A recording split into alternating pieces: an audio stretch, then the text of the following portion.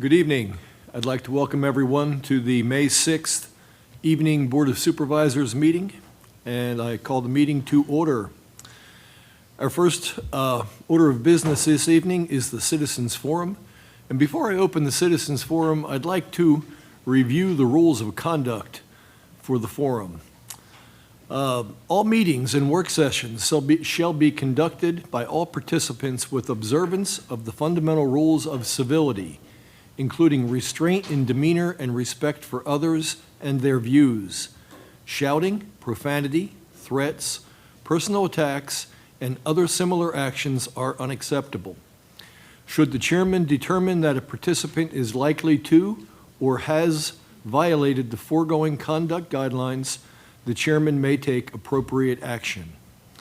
So with that, I would ask everyone, when we open the Citizens Forum tonight, to please respect our guidelines and our conduct rules. And with that, I will open the Citizens Forum. Anyone that is here tonight that would like to come forward and speak for 3 minutes on any topic that is not on the agenda is welcome to do so. We've had three people,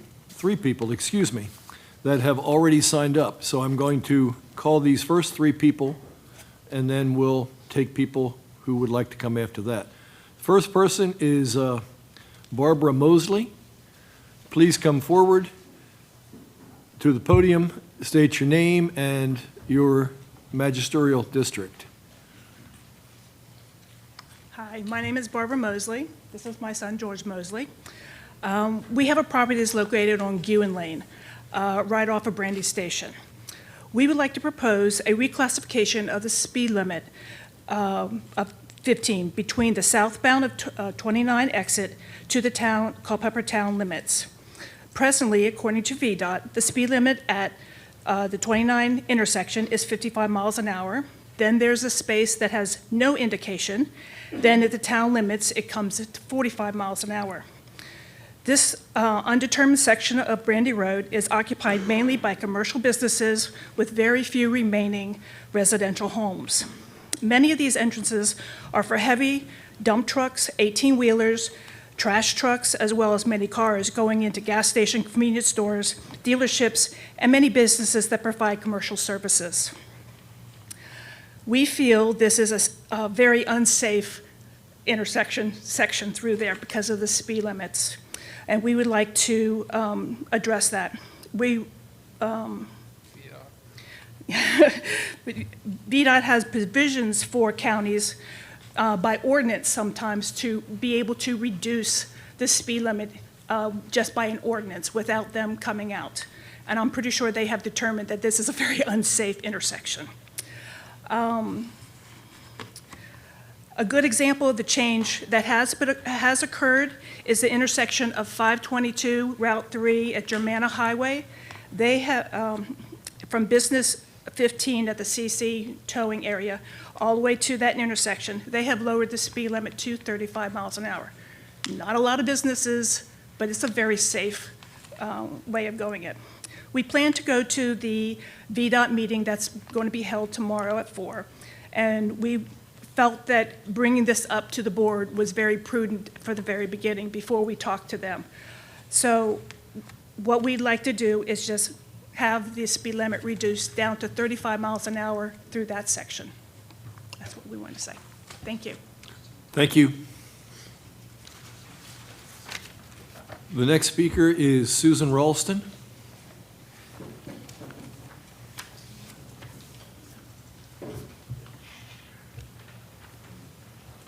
Good evening, everybody. My name is Susan Ralston, and I live in Stevensburg.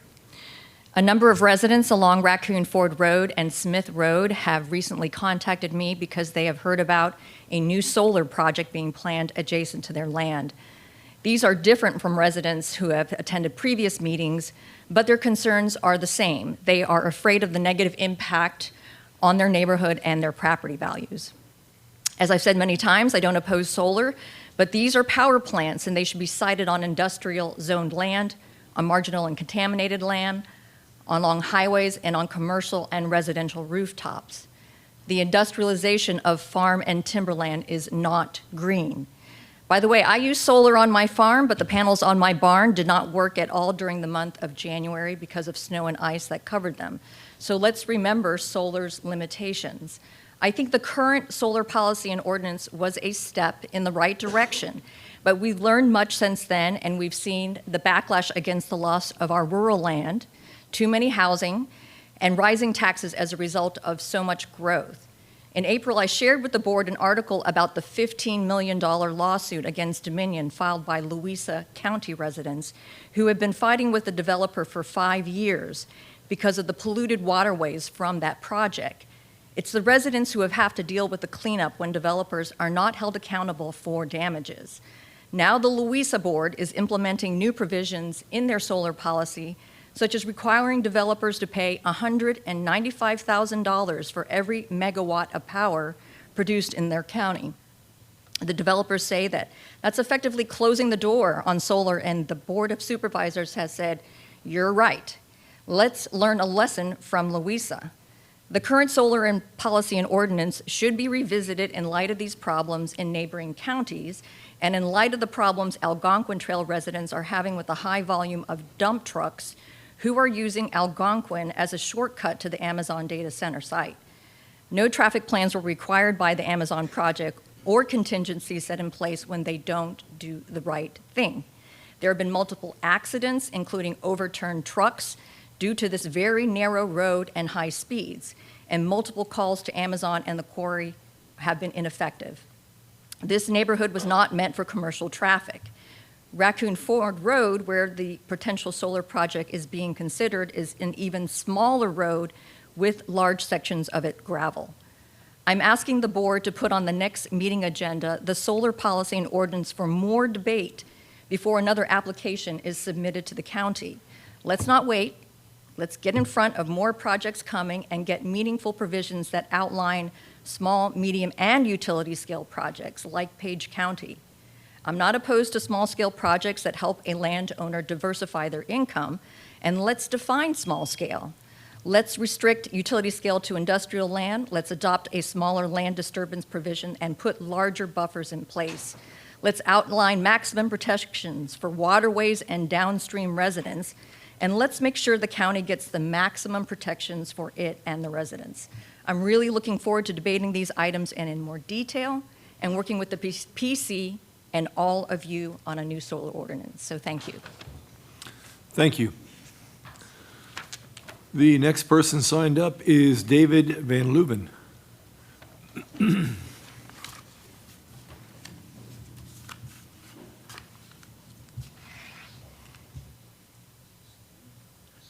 Hi, I'm David Van Leuven.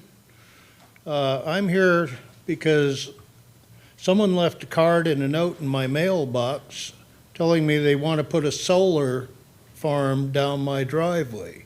Smith Road is my driveway. It's a half-mile long. I don't own the property on the side where they want to put the solar farm, but for one, it's a shame to see agricultural land just thrown away. The other, I don't need commercial projects coming in my house.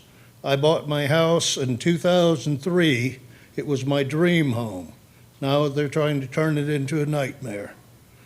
I ask that if an application comes up for it, that it be denied or reconsidered, or they do something to put a stop to these solar farms in the agricultural areas.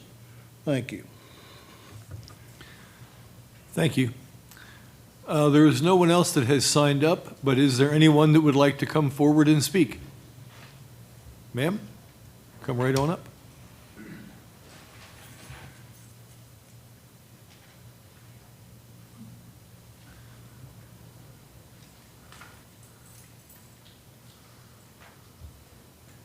How everybody doing?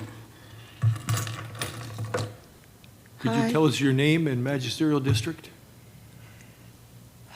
Well, my appellation is Truth. What was the other thing? Your name. Truth. Your name and magisterial district. Where do you live? Area?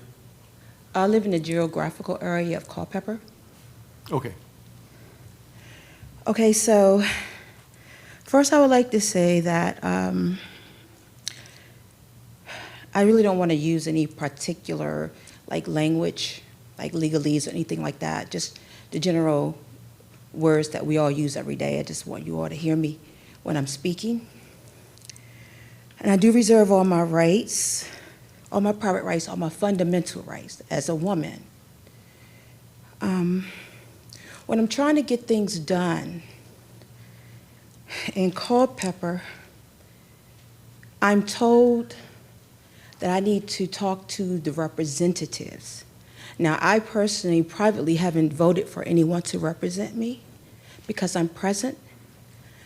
And I'm a good reader, very intelligent. I know how to govern myself. So when I go to these people, sometimes I ask them, why are you writing me letters and what kind of relationship do we have? I need to know the connection between the two of us because I like to have some transparency. They write me letters saying to pay them something. And they tell me come here. So I'm here. And I need to know what your relationship is with me because I don't know any of you and you don't know me.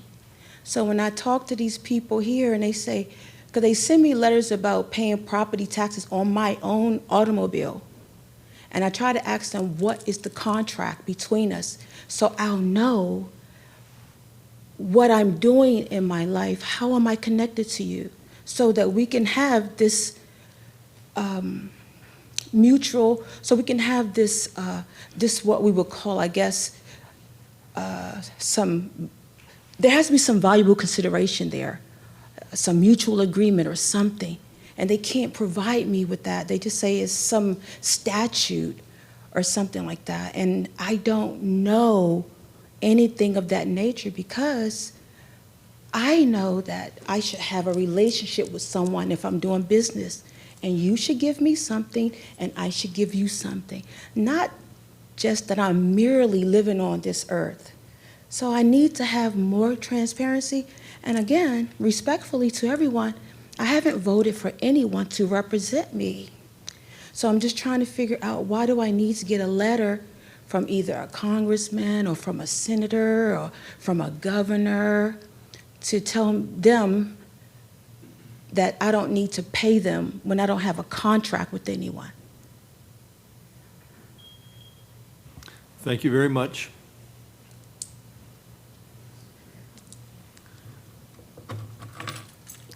Oh, that's all? That is all. Is there anything going to happen? This is a public forum. You've addressed the board. You've expressed your concerns. We've heard them, and we appreciate that. And now I'm going to call on the next person to come up. Oh, okay. Thank you. Who would like to come up next? Anyone? Sir?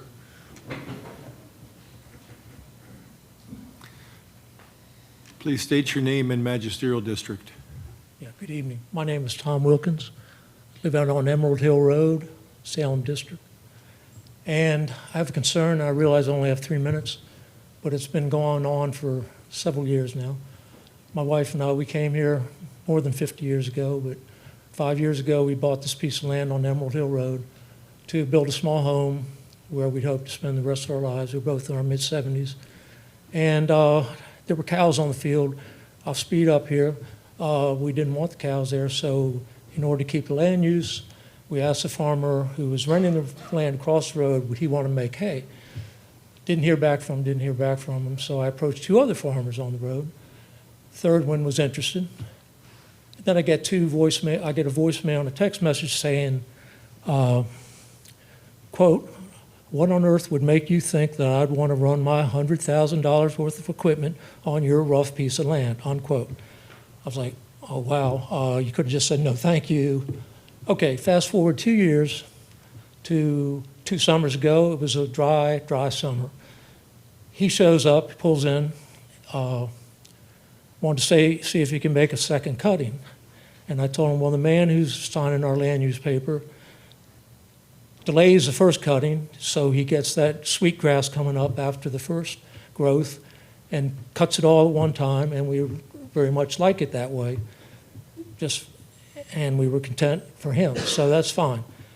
2 months later, this light goes up in the barn. First 2 years they lived there, there was no light on the barn. The light could not be seen by anyone else. The side of their house that it shines on has one small bathroom window, their south wall, one window. Our south wall, for the winter sun, we have much glass. We try to reason with them. Maybe you don't understand how it feels to have someone shining a light. It's a bright light, very bright and aimed.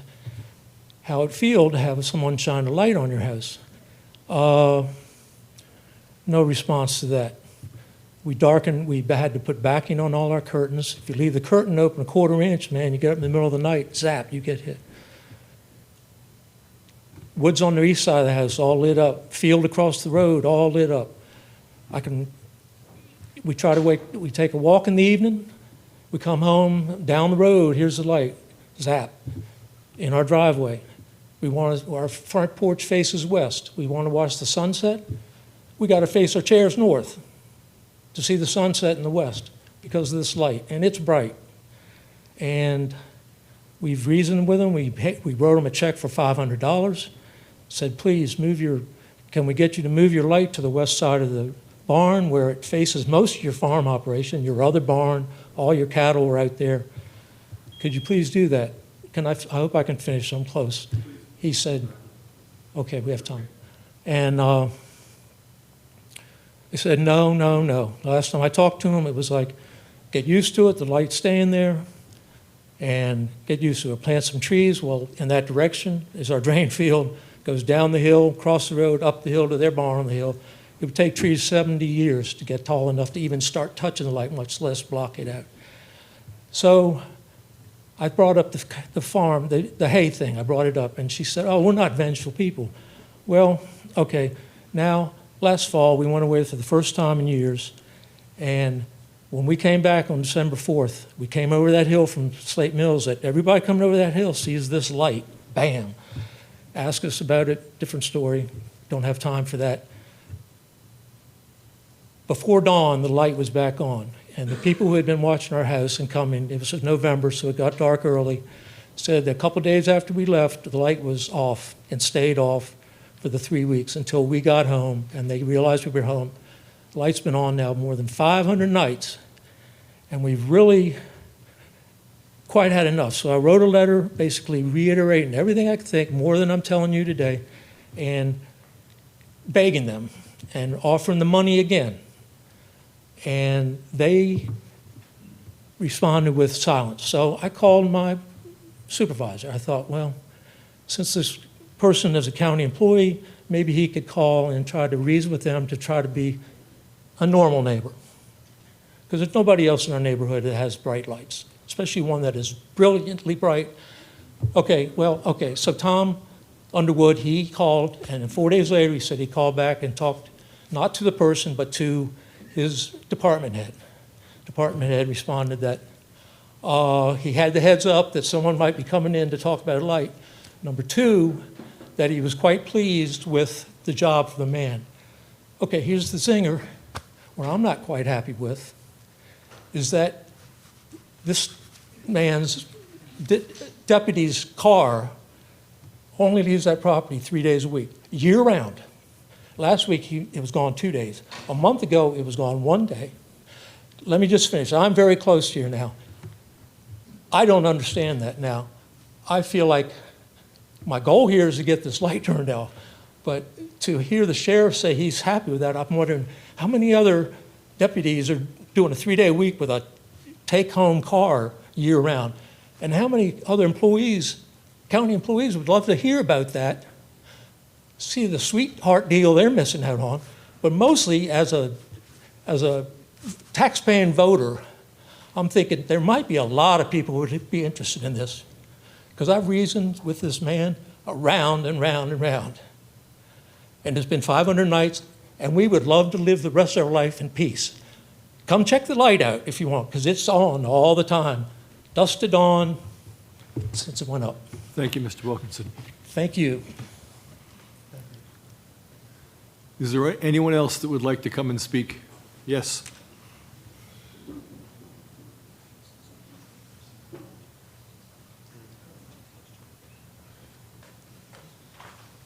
Good evening, members of the board. Don Hay Jr.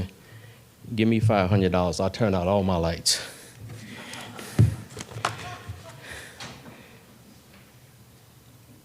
Support Culpeper Farms. The farming community has made Culpeper what it is today, and we love it that way. We must continue to support our local farmers because they reinvest into our community many times over. Ask Brad, he has told us about that many, many times. Northern Piedmont prints out a food guide every other year, and their latest edition came out last week.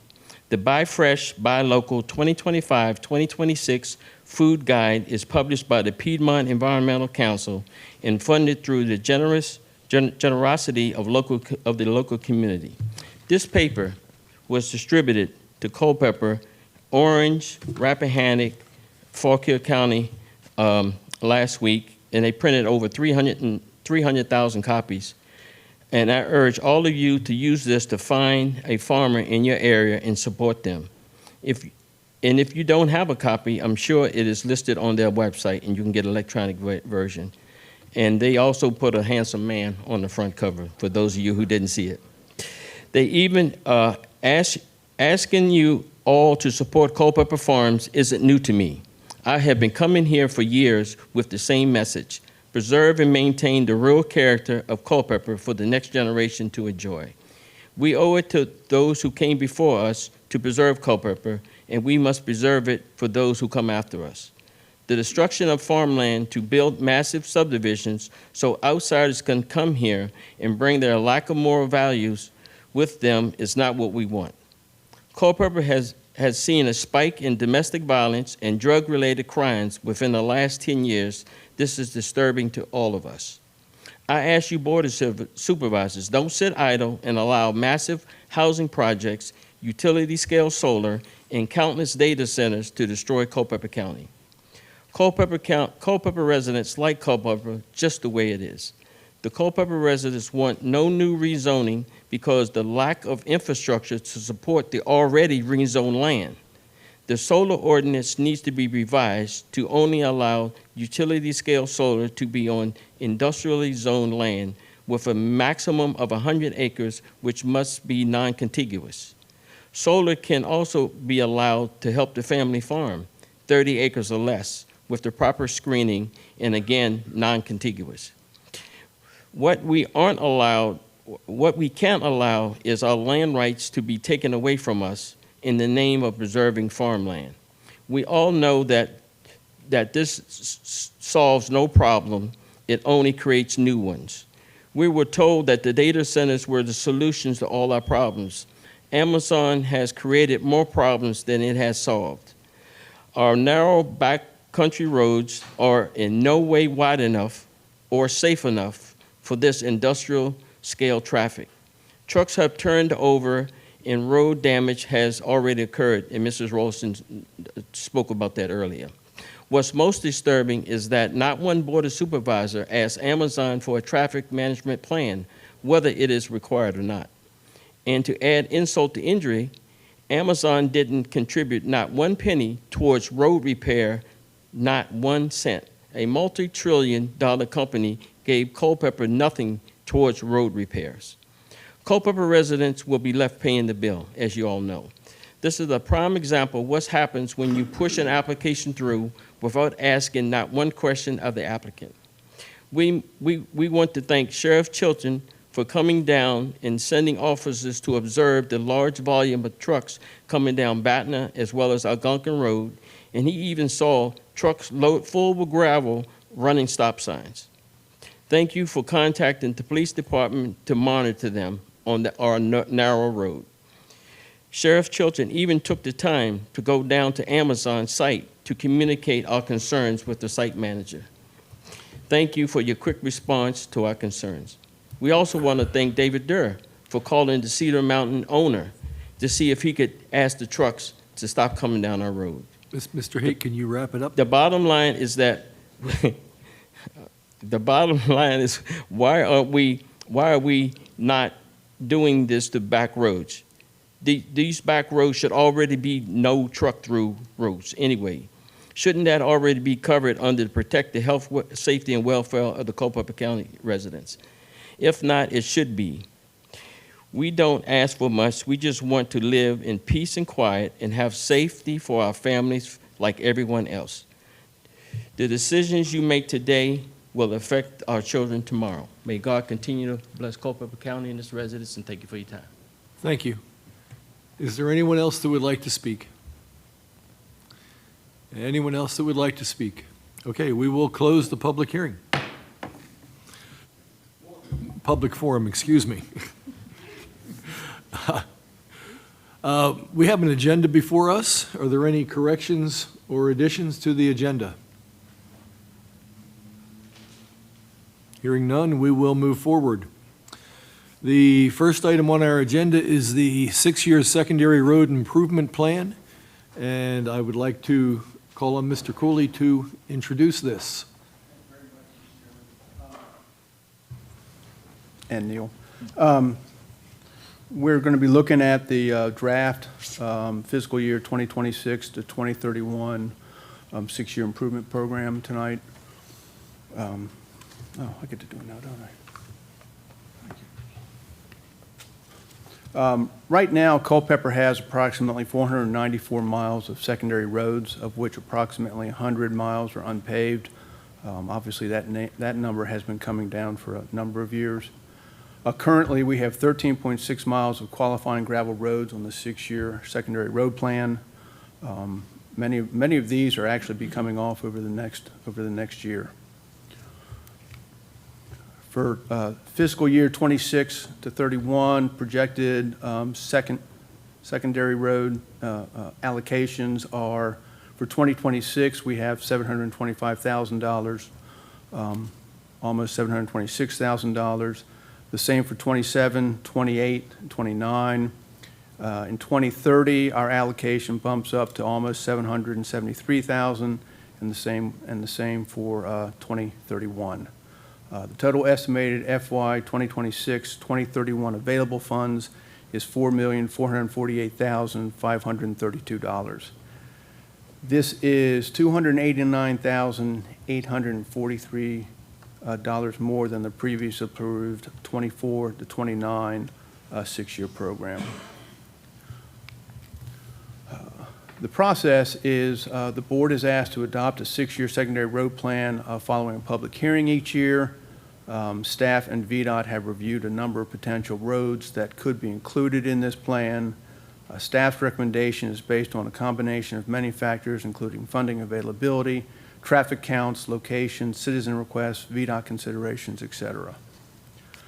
Staff is recommending this year that the following roads be added to the FY26, FY31 secondary road plan. The first is Route F721, Poor Farm Road.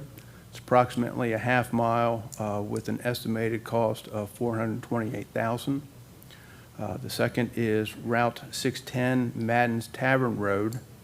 The reconstruction cost is approximately $540,000 for the 0.9 miles of that road.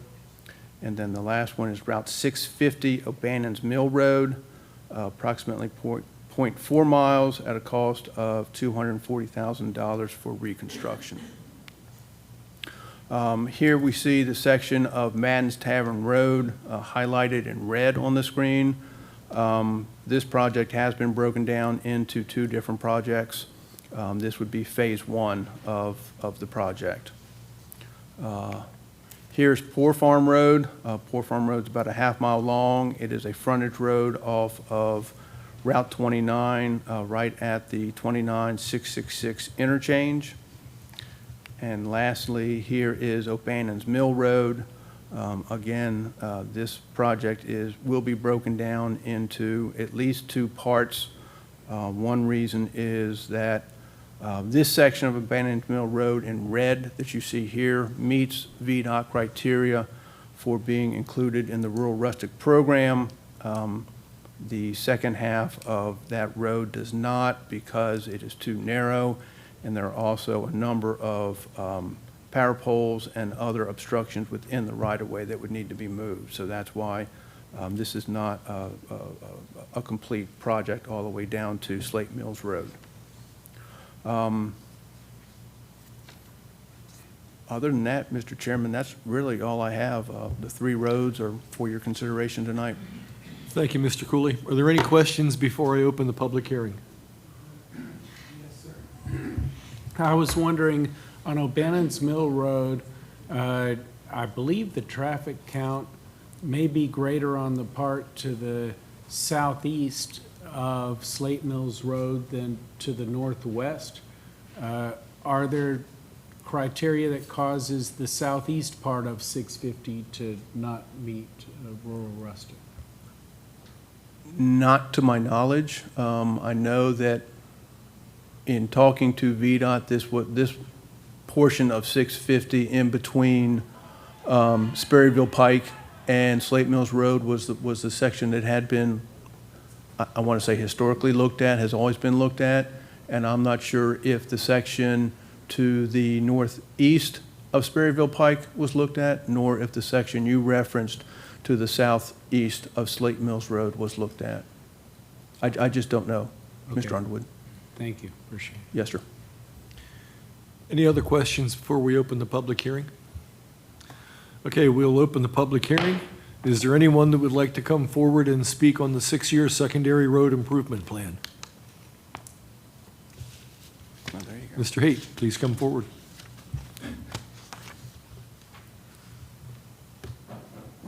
Thank you. I'll make this real quick. Don Haight, Stevensburg. I would just like for you to talk about the funding. How is it going to be funding? Is it shared, some funding through VDOT and some from Culpeper County citizens? I'd just like for you to let people know exactly where the money is coming from to do the funding. Thank you. Thank you. Is there anyone else that would like to come forward? This is to speak on the 6-year secondary road plan. I also just wanted to know who's funding this? Where's the money coming from? And I need that to be transparent, like from A to Z. I need to be able to understand it. Thank you. Thank you. Is there anyone else that would like to come forward? Okay, we will close the public hearing. Is there any further questions or discussion?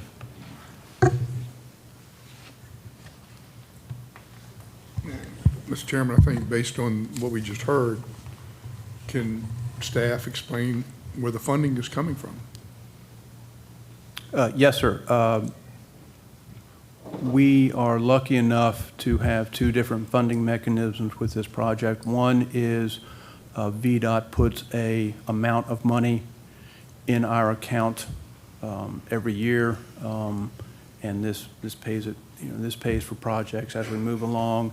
The other is that we have been working with VDOT through a revenue sharing project that we put up a portion of money and they match it. So we actually have more money than localities that don't follow that program. But I believe now, aren't we only using, we're not using revenue sharing for that anymore, are we? I thought we were, but Mr. Chairman, I can help with that. Thank We are not, there you go. this current draft cycle is not proposing to use any revenue sharing dollars. But Supervisor Underwood, we did have prior roads and they are still in the plan, the current plan.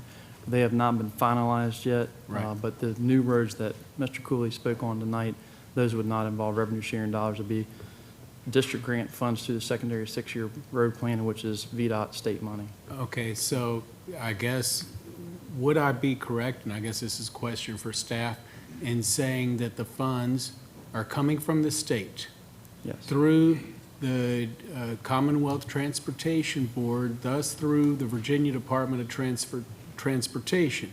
Now, those funds could have federal components or could not, and that's why we have to take certain requirements from that. But essentially, these are funds from state tax dollars and/or federal tax dollars, the best we know. Yes, sir. Thank you. Thank you. Is there any other questions or discussion? Is there a motion to approve the six-year secondary plan? I move that we approve the six-year secondary road improvement plan as presented. We have a motion and a second. Is there further discussion? All those in favor say aye. Aye. Opposed? The motion is carried. The next item of business, the board will hold a public hearing and will consider adoption of a resolution to authorize the condemnation of a portion of tax map parcel 5013J for the purpose of constructing a necessary public road extension. And I would ask our county administrator, Mr. McLaren, if he could introduce this topic. Thank you, Mr. Chairman. Ms. Ellis, if you could pull that document there that you have your finger on. Thank you. Mr. Chairman, members of the board, tonight we've advertised for a potential condemnation of a small portion of a public project that the board's been working on for a little better than 3 years, or attempting to. The road project that we're working on is an extension of Sims Drive. Sims Drive comes currently into and dead ends at A.G. Richardson and Pearl Sample Elementary School complex there, that's on the right-hand side of your screen. We're attempting to build a road that would connect Sims Drive to Friendship Way. Friendship Way is on the bottom left-hand corner of your screen there, with the existing apartment complex there in the upper left-hand corner. We have property donations and right-of-way in place, or we will have right-of-way in place with property agreements from Virginia Baptist Homes, Lifespire. The Culpeper has very different names over the few years, but the Culpeper is the current name there in red and orange. In the blue section there that you see on the screen is right-of-way that we have agreement for from a potential new developer there, Buchanan Partners.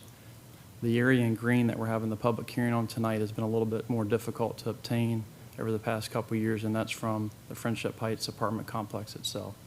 And the board is authorized to have this public hearing tonight so that we could potentially move forward and get that property through a different means. Thank you. Any questions or discussion before we open? Any questions or discussion before we open the public hearing? I don't know if I guess the question would be, I mean, I'm historically very reluctant relative to condemnation cases. The Linden case, there was a case before the Supreme Court that just burns me up. But that said, maybe it makes sense for staff to describe all of the steps that we've taken, or just in a summary, the steps we've taken, and what the alternative uses of this property would be if it were not for this road. Ms. Weimer, why don't you address that? Sure. So basically, when this started, or when I got involved in it, Sam and I and John Eggerson at the time had reached out to the owners. The problem that we had basically was it's basically a holding company, because it's a large, apartment complex. They manage them for other owners that are out of state. This particular one is out of Maryland. They weren't really being difficult, if you will, but they have financing agreements on these properties that make it very difficult, because and I learned a lot about these type of housing developments that I did not know before I got involved with this. They basically own it, but their debt servicing is through multiple sources. So it's not like they can just go to their regular bank and say, hey, could I give this easement to the county? We made them an offer that was not responded to. We made them another offer. We went through the process of getting the property appraised. We sent that appraisal to them. We've had a pretty productive conversation with them more recently. They wanted to talk to us about, if we could do some things to help their residents, as far as like they were curious about the sidewalks going through the area to the school and having a cut, so that it can go into their property. I'm hopeful that we may be able to work it out in the long run, but unfortunately, because of the type of financing agreements that they have on this property, they weren't in a position that they could just sign an easement for us. And so, as a result of that, they basically ask if this might be a quicker process than what they would have to go through, and so here we are. So essentially, we could have an owner that has collateral such that they can't make a reasonable agreement with us. Yes, sir. And the taking would not involve any taking of any residential rights, would not involve any taking of anything that we can find in any way that would associate value, and the process is leading for a true public thoroughfare. Yes, sir. And the other thing I'll say about that is just to keep in mind that where this corner is, their lots are actually, they're built out to the point where they can build. They can't build another apartment building on that particular property. And where this corner is where some drainage area is, so it wouldn't be buildable anyway. That's beautiful. Thank you. You're welcome. Any other questions before we open the public hearing? Just a second, sir. No other questions, then we will open the public hearing. Come on up if you would like to speak to this.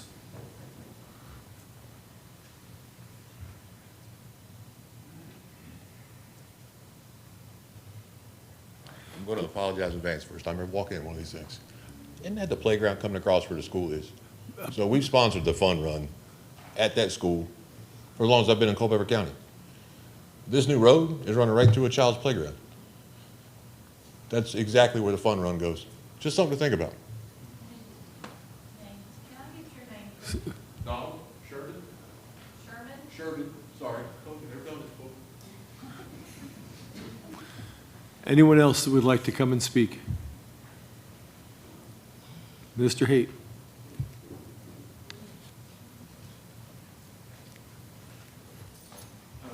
Again, I'm gonna apologize for coming up, but I just like clarity.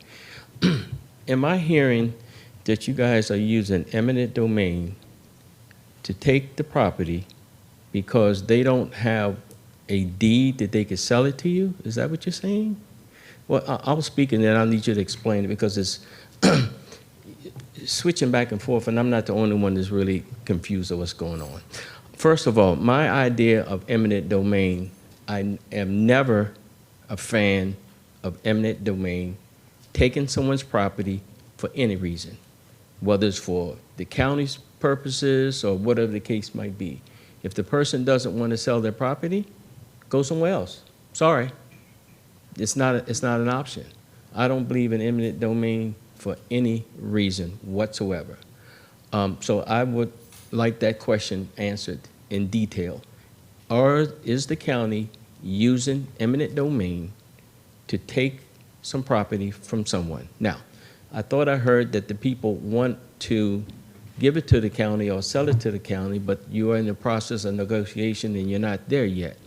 Or it was an issue with a deed or rightful ownership or whatever the case might be. So the bottom line is this: if the person doesn't want to sell it or give it to the county, then I'm definitely not in favor of the county taking anything from anybody for any reason. Thank you very much. Thank you. Is there anyone else that would like to come forward?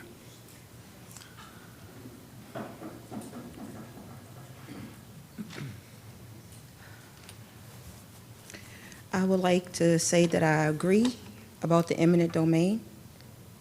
I know that people own property, and I do know that sometimes some people may not know that their property is used or is part of eminent domain because some people are not knowledgeable about these things. So I agree that if someone owns that property, that no man has the right to take part of someone's property, I would say, in metes and boundaries as their part of a domain to use as they wish, because it is someone's property. So I am also in agreement that you should have definitely valuable consideration should be considered when there's eminent domain. I mean, it belongs to someone, and there should be some type of give and take. You give me something, I give you something, not just take it. There should be some type of valuable consideration in the matter. Thank you. Thank you. Anyone else?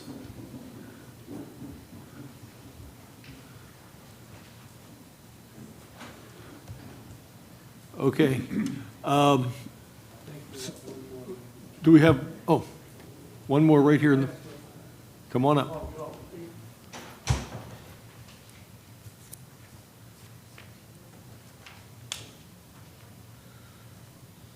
I'm Francis Updike, Cedar Mountain District. I've missed your meetings for a bit of a while here, including the budget. I trust you with that. So we have a good relationship. The point that's being overlooked and not even brought up is the potential safety of 1,275 children and teachers and staff at 2 schools over an argument over a little piece of property that is not usable by its current owner.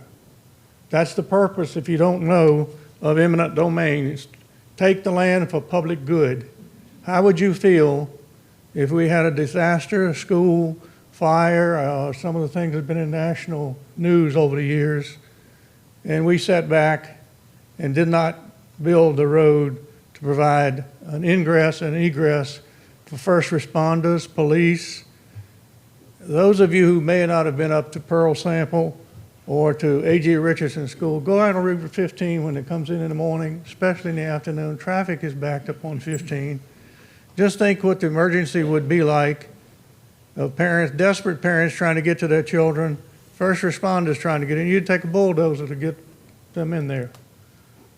I'm not saying this would prevent it, but if it would increase the time, decrease the time, that a first responder or police officers could get in there to save the children, one life is worth a hell of a lot more than that little piece of land. And we've got to get that. I've been working with the board. It'll be 3 years this September to try to get going. The schools, first of all, were built there over 30 years ago, and this has been a long time coming. But our country was not in such a unstable situation where these children and staff, their life is definitely in potential danger. I interviewed some of the teachers when I started this, and the teachers say, we feel trapped. And I'm a little bit prejudiced. I have 2 grandchildren in the schools there, a 2nd grader and a 4th grader.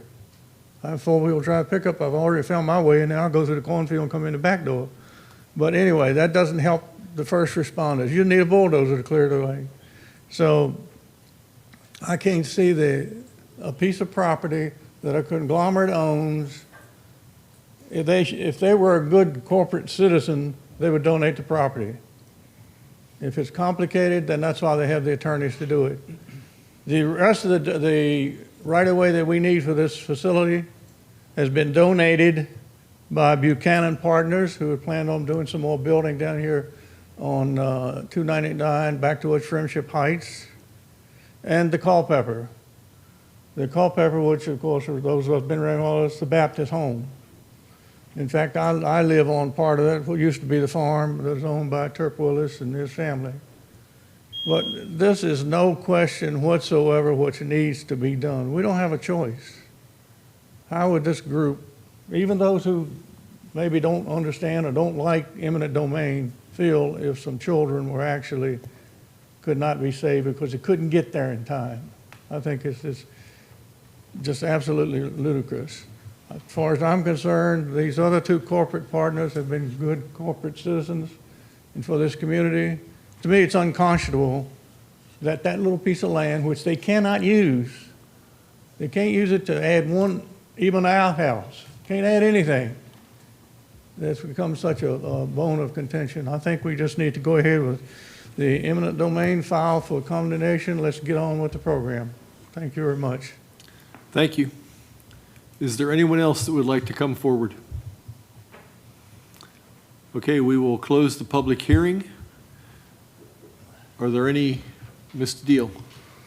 Yeah, Mr. Chairman, I'd like to clear up a few things, and maybe half the public may know about how eminent domain works, and maybe half doesn't. I mean, I worked for VDOT for many years back in the 70s and 80s, and 7 years of that time I worked in the department in right-of-way acquisition, to where that's what VDOT does.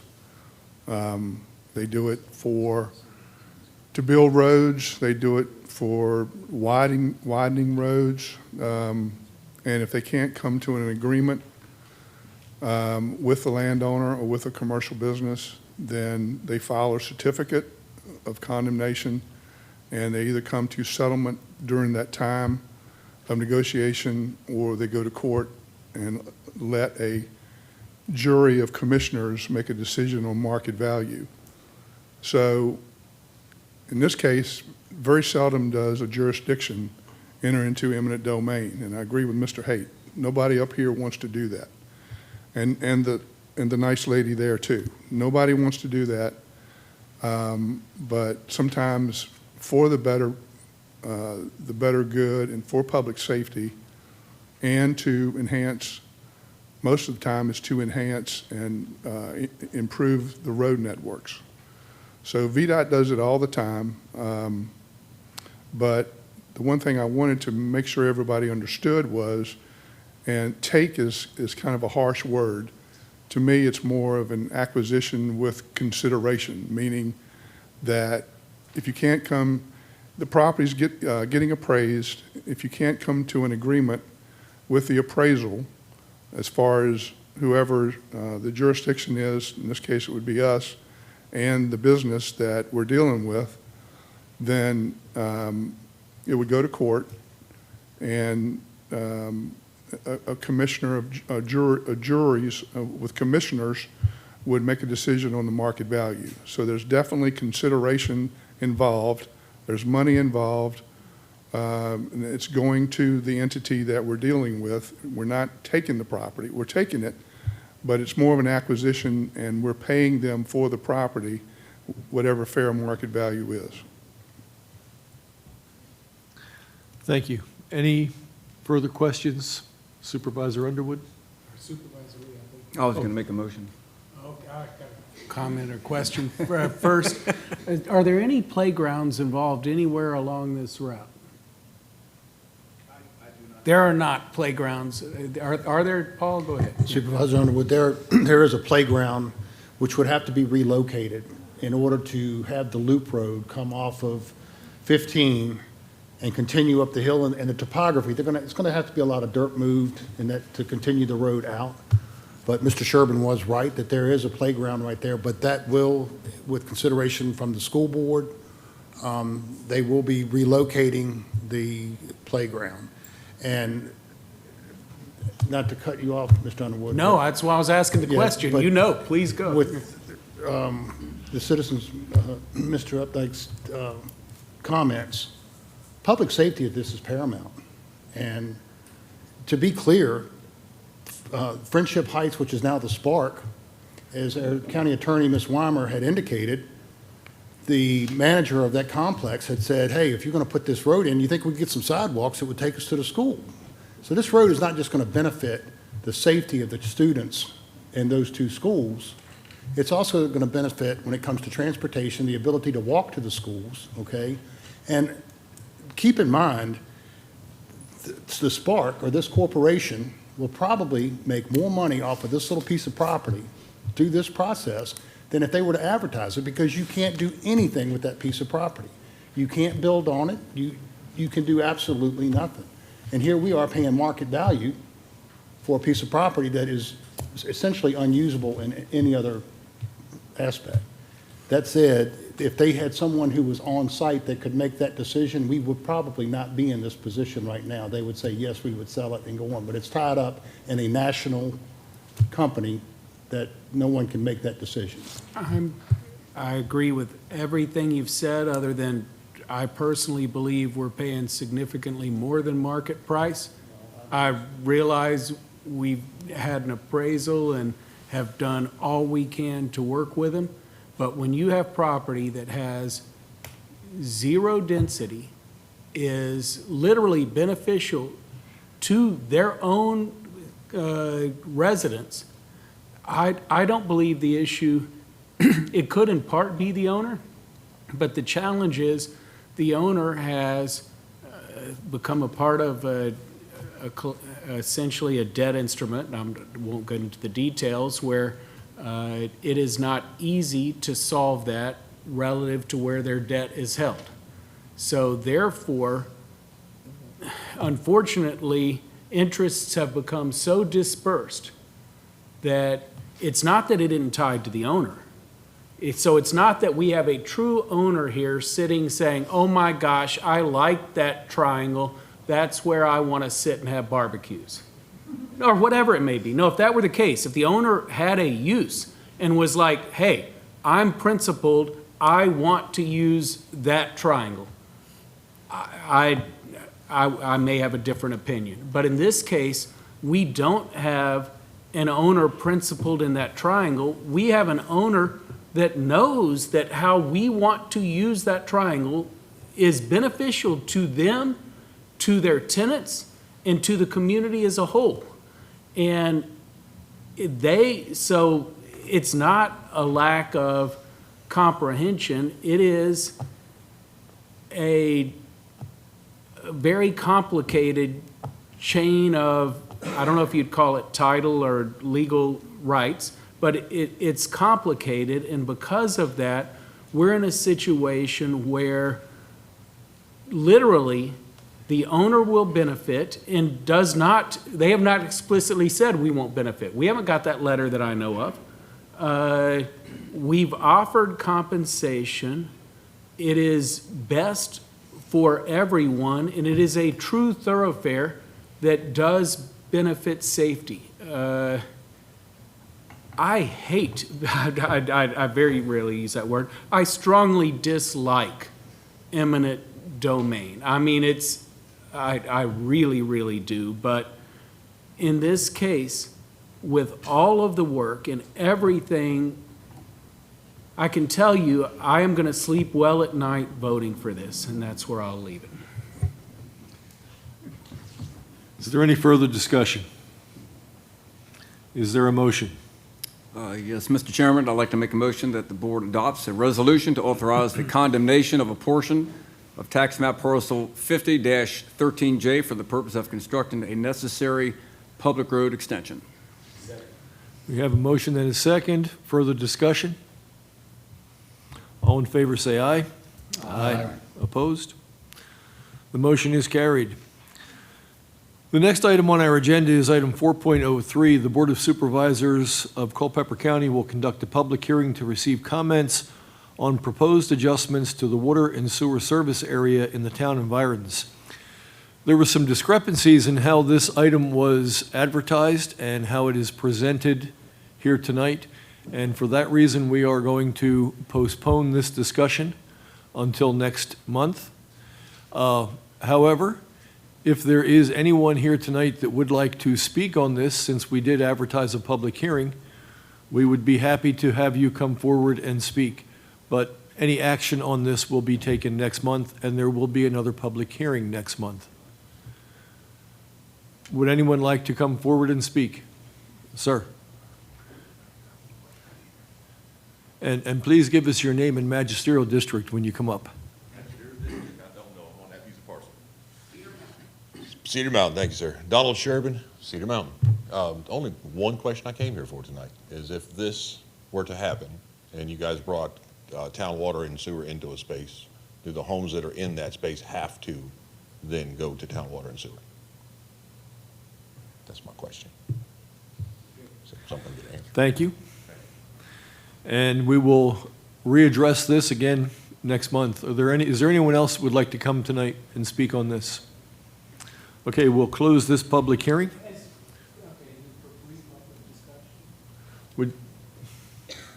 We can have a discussion if you like. Briefly, we had a concrete question that is a valid question that we would get from landowners. Could we answer? Mr. Cooley, would you be the one to, Mr. Howard, excuse me. Mr. Howard, come on up.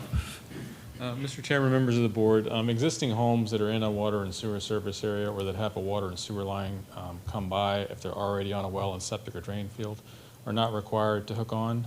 Typically, they offer incentives when they come by to hook on, but they're not required to. Thank you very much. Okay. Our next item of business tonight will be Planning Commission business.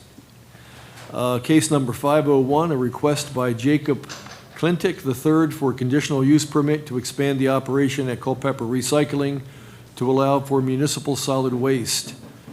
And Mr. Drumheller, would you like to present this? Yes, Mr. Chairman. I'll introduce the case by reading the Planning Commission letter. Dear Chairman Dewar, the Board of Supervisors will consider a request by Jacob Klitenik for a conditional use permit to expand the debris and transfer station operation at Culpeper Recycling to allow for a municipal solid waste transfer station per Article 7.1B-2-3.2 and in general accordance with Article 17 conditional use permits of the zoning ordinance. The property is zoned HI Heavy Industrial and is located on Brandy Road, Route 15 in the Stevensburg Magisterial District. It's found on tax map 42, parcel 12A. The case was considered by the Planning Commission after proper advertising and public hearing held on Wednesday, March 12, 2025, during which the Planning Commission unanimously voted to defer the case. The case was again considered by the Planning Commission after proper advertising and public hearing held on Wednesday, April 9, 2025. At this second meeting, the Planning Commission found the request not to be in conformance with Article 17 of the zoning ordinance, specifically noting that the applicant's concept plan was not submitted in a timely manner to be adequately reviewed by staff. Upon motion duly carried, the Planning Commission recommends to the Board of Supervisors by a 6-2 vote that the proposed use permit be denied. Sincerely, Sanford Reeves, Jr. Mr. Chairman, based on information provided by the Culpeper County Office of Environmental Services, staff offers the following for the board. The above referenced special use permit is for a solid waste transfer station accepting and processing municipal solid waste. In addition to the special use permit application, the applicant will have to apply for a permit by rule from the Virginia Department of Environmental Quality for a solid waste transfer station in accordance with 9 VAC 20-81 to operate the facility. The applicant has provided supplemental materials on March 8, 2025 to staff. Environmental Services staff requested the applicant provide this additional information on the following items to support their special use permit application. A concept plan, provide a scaled site plan showing the facility boundaries, setbacks, material storage, and storage areas for trailers loaded with municipal waste that complies with siting requirements in 9 VAC 20-81. The concept plan was included on the board docs this evening. Confirm the operating hours are Monday through Saturday, 6 a.m. to 6 p.m. Excuse me. The applicant confirms the operating hours are stated correctly. The applicant was to provide information on the ultimate disposal locations for all facility-generated waste residues, including but not limited to residues and bypass material, and the proposed alternate disposal locations for any unauthorized waste types that may have been unknowingly accepted. The applicant confirmed the ultimate disposal locations as the 623 landfill in Rockville, Virginia, the Battle Creek landfill in Page County, Virginia, and ReWorld, formerly Corvanta, have 2 locations, both in Fairfax and Alexandria, Virginia. Number 4, provide truck routes in and out of Culpeper County for loaded and unloaded transfer trailers. The applicant confirmed the truck routes as all transfer trailers going to and leaving the facility shall use Business Route 29 to Route 29 bypass, to Route 3 or Route 15, or Route 29 Business to Ira Hoffman Lane to Route 522. Transfer trailers shall travel on VDOT truck routes and not on Main Street. The applicant has addressed the items raised by staff, but staff does request the following conditions be made part of any motion for recommendation of approval for the special use permit. The applicant's facility shall, number one, the applicant's facility shall comply with Virginia Administrative Code 9 VAC 20-81 solid waste management regulations. Number two, all facility-generated waste residues, including but not limited to residues and bypass material shall not be delivered to the Culpeper County Solid Waste Transfer Station.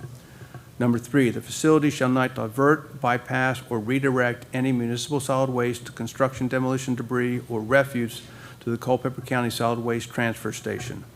Number four, the maximum daily capacity of municipal solid waste accepted and processed is 600 tons per day. Operating hours are limited to Monday through Saturday from 0600 to 1800 hours as requested. Number six, all transferred trailers going to and leaving the facility shall use Business Route 29 to Route 29 Bypass to Route 3 or 15 or Route 29 Business to Ira Hoffman Lane to Route 522. Transfer trailers shall travel on VDOT truck routes and not on the main street. Number seven, transfer trailers or storage containers containing municipal solid waste shall be tarped at all times while on site to prevent litter from escaping. Applicant shall provide enough queuing space to prevent truck traffic from backing up onto Business Route 29 and at no time allow queuing to be outside the CUP area delineation on the concept plan dated 4/14/2025. Number nine, applicant shall provide adequate prevention measures to prevent litter from leaving a site. Number 10, the applicant shall submit a site plan application in general accordance with the tendered concept plan dated 4/14/2025. In addition, operations associated with the municipal solid waste transfer station shall not commence until said site plan is fully approved. The applicant has agreed to the 10 items listed above. The applicant has also met with staff since the Planning Commission meeting of 4/9/2025 and has addressed all issues raised by the commission. Staff does recommend approval of this special use permit. Thank you, Mr. Cooley. The applicant is here tonight. Would you like to come forward and speak?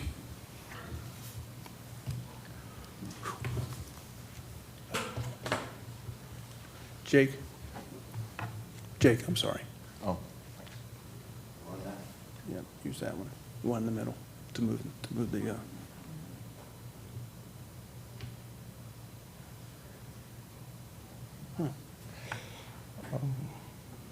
Go back. Okay. Culpeper Recycling. Our recycling mission, our employees shall serve and accommodate our valued clients in the most efficient, courteous, and professional manner possible, building long-term relationships and exceeding operations for quality and service. Culpeper, we've been here since 2005. We've had a 18-year scrap metal operation. It's licensed as a recycler dealer, salvage dealer, demolisher.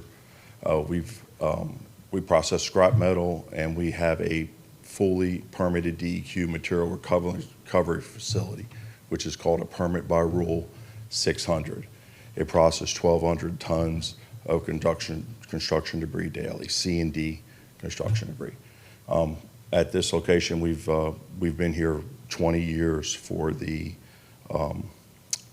arborial waste as well. A lot of people know, we make mulch and soils and have been on that site. We're here tonight for an approval for a modification to our current PBR 600 permit.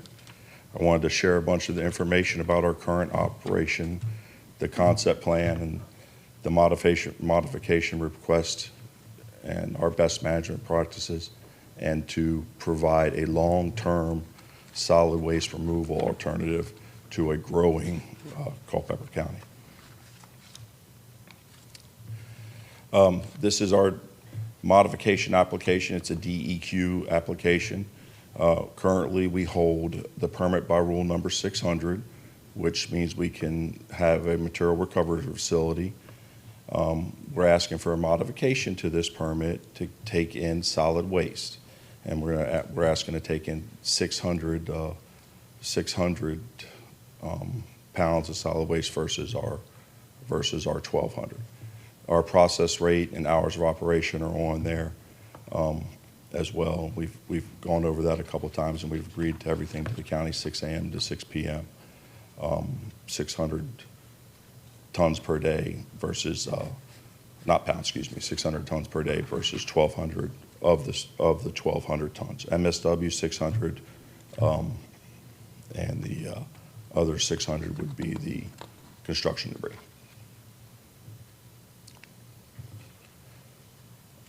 This is our DEQ permit. You know, we are regulated strongly by DEQ. And we have rules that we have to follow. The 9 VAC, which mentioned several times, is what our facility lives by. And regulation and rules, and we follow those rules. That's our current permit. This is what our facility looks like. It's a 5,000 square foot building. It's not huge by any means. It's concrete reinforced columns. It's got floor drains in it. It's equipped with tanks that take any water or any leaky stuff, go into the tanks, and the tanks get cleaned out. It's got safety curbing. It's you know, basic operation. This is again another view of it. We'll put some more upgrades in it, some lighting upgrades that'll, you know, meet all the standards. Signage, more signage, we'll do that as well. And you know, safety, we practice safety everywhere we go on site, so I mean, we'll put more signs up. What you're looking at on this spot here is the parcel itself, which is you know, very parcel 12A, which is a very small 2.5 acre parcel. We have our own turn lane off of Route 29.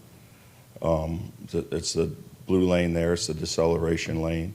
We have an all-weather access road right in the center of the parcel. And the yellow truck queuing area is a half acre, and it's in the back of the building away from Route 29, which is already screened with landscape screening and stuff on the front. And the transfer station is, of course, in the green area there in the back, the 5,000 square foot or so.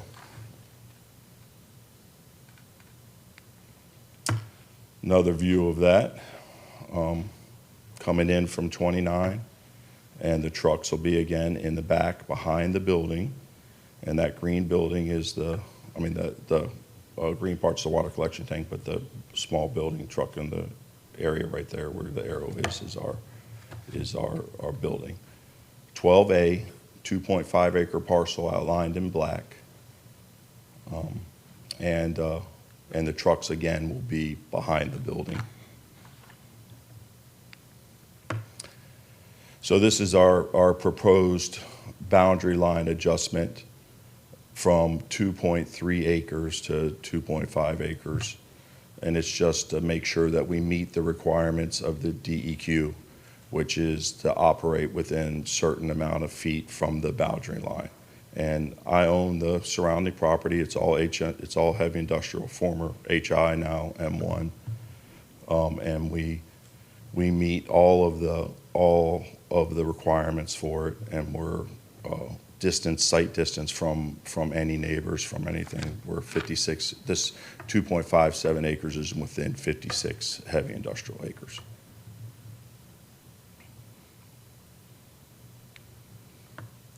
Here's a lot of the siting lines. You can see where the next commercial entities are. The next any of the residential is way away from what the siting requirements of this are needed for our DEQ county requirements. Again, 2.57 acres within a 56 acre facility. You know, VDOT info, you know, there'll be some VDOT concerns. Our traffic will remain unchanged. We have a permit for 1,200 tons. 600 now it's going to be MSW versus 600 being C&D. It's the trucks are virtually similar. The traffic will remain the same. And we have to do a major site plan anyhow, and any of that will be addressed at that time. The whole 15 corridor there is under a STARS, study right now. And so we want to be part of that study and to change that whole 15 corridor as we develop the Barfield track and the rest of the property.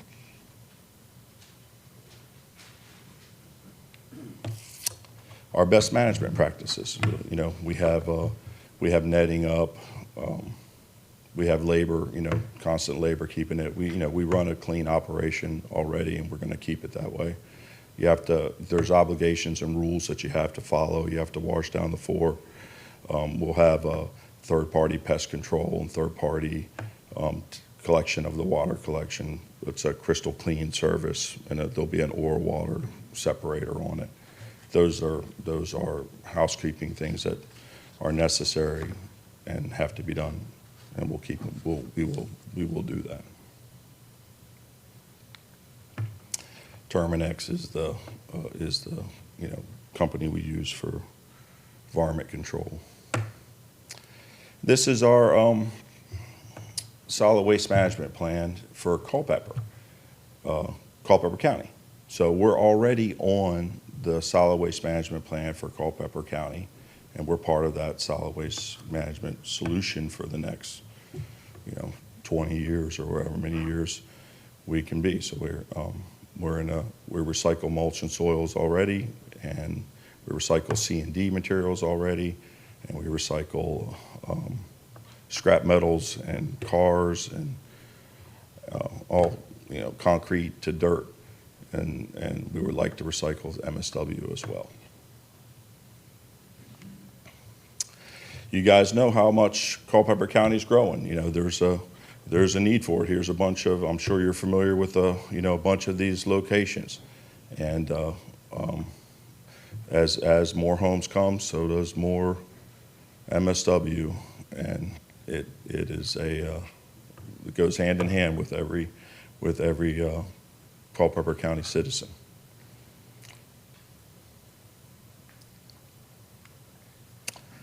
This is your Laurel Valley transfer station.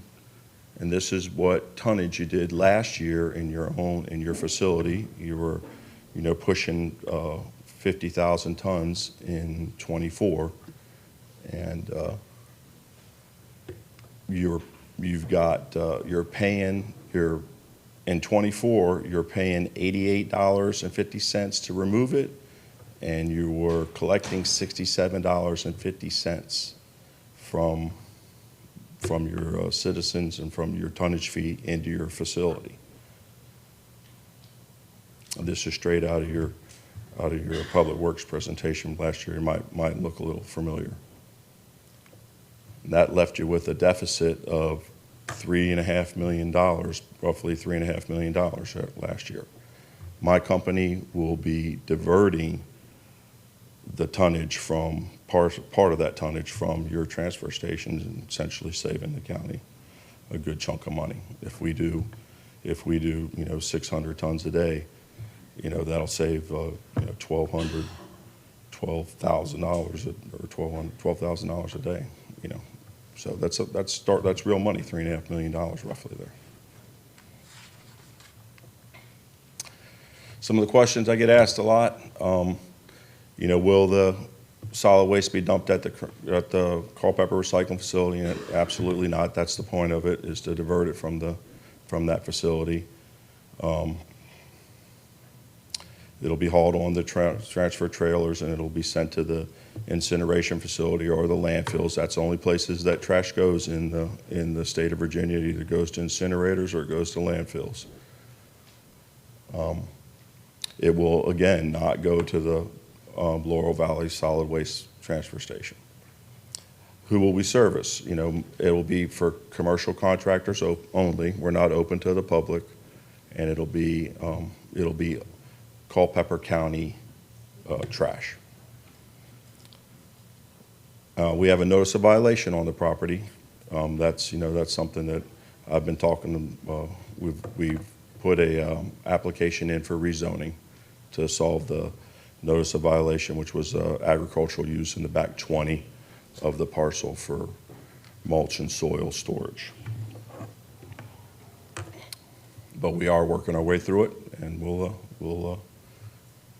rezone it. So we're asking to modify our current PBR 600 to include municipal solid waste.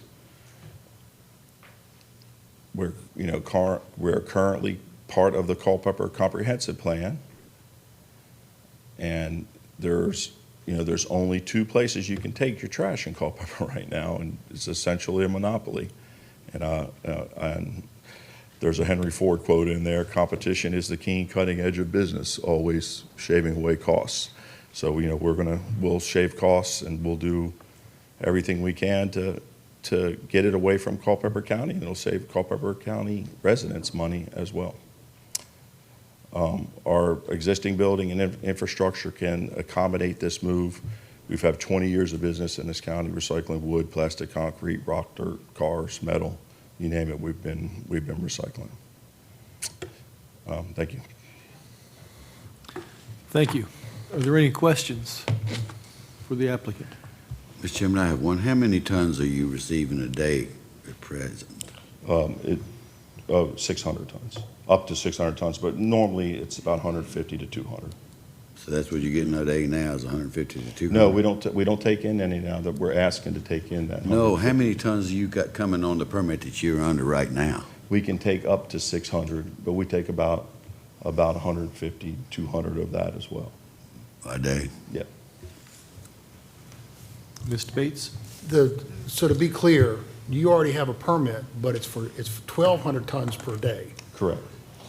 But it is all for commercial or construction debris. Is that right? Yes, it's all for construction debris. So what you're asking is you want to take that 1,200 tons per day and allocate 600 of it for commercial construction debris. Yep. And you want 600 to be for municipal waste. Correct. So I have a couple questions. One, to clarify, there will be no public pickup trucks and cars dumping trash bags off, intermixing with the heavy truck traffic. Is that right? Correct. And you had said something about VDOT when it comes to the site plan. The only concern, and this has really perked my interest to the fact that, yes, we have been in discussions for years when it comes to expanding or moving Laurel Valley. And our Director of Environmental Services has indicated, and I agree with him, if you go up there at times with the commercial trucks coming in, the cars and trucks intermixing, it's a dangerous situation. Yep. So that's good to hear. Yep. And secondly, when it comes to the safety on Brandy Road, if you're coming from the north going south where you had the decel lane, Yep. I get it, everything's great. But coming from the town, going into your facility, you crest a little knoll, and I know there's been several accidents there. There's been people rear-ended, and that kind of concerns me when you have big trucks, containers or whatever coming in with no left turn lane. Is that something that you've addressed with VDOT, or have they brought that concern up to you? Because Well, that whole corridor has got a lot to change. Not, and we don't want to change anything just to do it without, just to do it for 10, for a year when we're going to change the whole thing for, 2-lane it, or whatever we can get through that study. How long's it been on? Well, and that's Yeah. that's a concern of mine, because that whole inlet from inlet to the town limits has been on the books, I know, for 25 years. I know. And I don't want to see in the next 25 years, and that's about how long it would take to get that 4-lane or whatever, the amount of accidents that would be created because of the increased truck traffic. Because it stands to reason that if you've got 1,200 tons per day, and I'm just using a hypothetical number, you said it's 150 to 200 tons that you're bringing in. Well, let's just say things pick up and you're running 600 tons of construction debris and another 600 tons of municipal waste. You're doubling the number of trucks going in and out of there. So that, to me, is a concern. Well, we're already permitted for 1,200 of Total. that. Yeah, But total of that. But 600 could be construction debris and 600 of it could be. Yep. municipal Yep. waste. Is And that right? I have a, that, that road requires attention, and that area requires attention. And we've had, I can count 2 or 3 accidents we've had, rear-ended accidents there in that particular spot over 20 years. And it's not, I don't feel that, I agree with, there was a couple comments about lowering the speed limit, on that corridor. And I feel that corridor requires your attention when you drive. But I don't feel it is any more safe or unsafe than any other roads that we drive on. And there's not, I don't have the VDOT history of it to show how many accidents occur on it.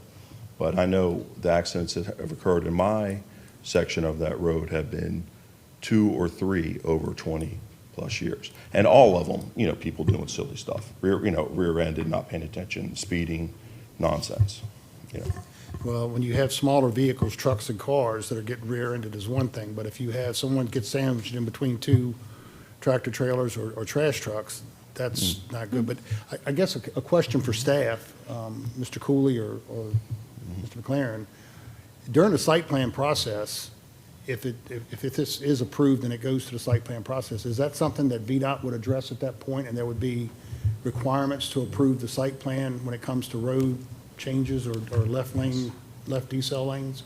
VDOT will have the chance to review the site plan and to make their comments, and based on traffic generated by the applicant and existing traffic on the road, they will make recommendations on, commercial entrance, and they will make recommendations. It could be a right-hand taper and a left-hand turn lane. I mean, I don't know what the requirements are off that is off the top of my head, but that is what VDOT is going to be looking at. Thank you. Mr. Chairman, if I could just weigh in on that VDOT will review that, they'll make their recommendations, but they're going to approve something to a minimum standard. And that minimum standard, it may not be what we're actually looking for this corridor. So I just wanted to mention that, so. Thank you. Other questions? Yeah, I have a question. So in the VDOT review of this case, they had asked for a left turn lane impact analysis. At what point will that be done? At what point do you plan on having that available? Speak to that a little bit. Because my I other guess question is, authority so on it you're looks a saying little better that than me. you have 150 to 200 tons a day of construction debris. And you believe that when you start with this municipal waste, that you're going to get probably about that same amount for that. Do you have any type of analysis based on who you're tentatively contracting with for that municipal waste, which direction they're going to be coming in, how those routes are played out, how many trucks will that be? Would you be able to get those kind of details? Yes. I'll try. I know they'll be coming in from the turn lane, or they'll be making a left from the town, either one. But it won't be, I don't feel it'll be any different than what I already have coming into my facility. And there won't be small trucks and, small cars mixing with them. And it'll also be addressed in that VDOT, in our site plan. It'll have to be addressed in the site plan. Okay. My name's Lee Baines, Hinchy and Baines. During the site plan, VDOT will address comments that VDOT has provided with the use permit. These are all pretty, I won't say basic, but these are the comments we always get from VDOT. We're going to have to provide trip generation analysis to them. We're going to have to do a turn lane, right lane, and left turn lane warrant analysis, and show that we either meet or we're providing improvements that meet those requirements. That'll all be part of the final site plan process. It's fairly typical. Site distance will have to be also have to be addressed as part of that entrance. So if that site distance does not meet the minimum standards, are you guys prepared to create a different entrance for these trucks to enter into? Yes, we'll have to. We'll have to.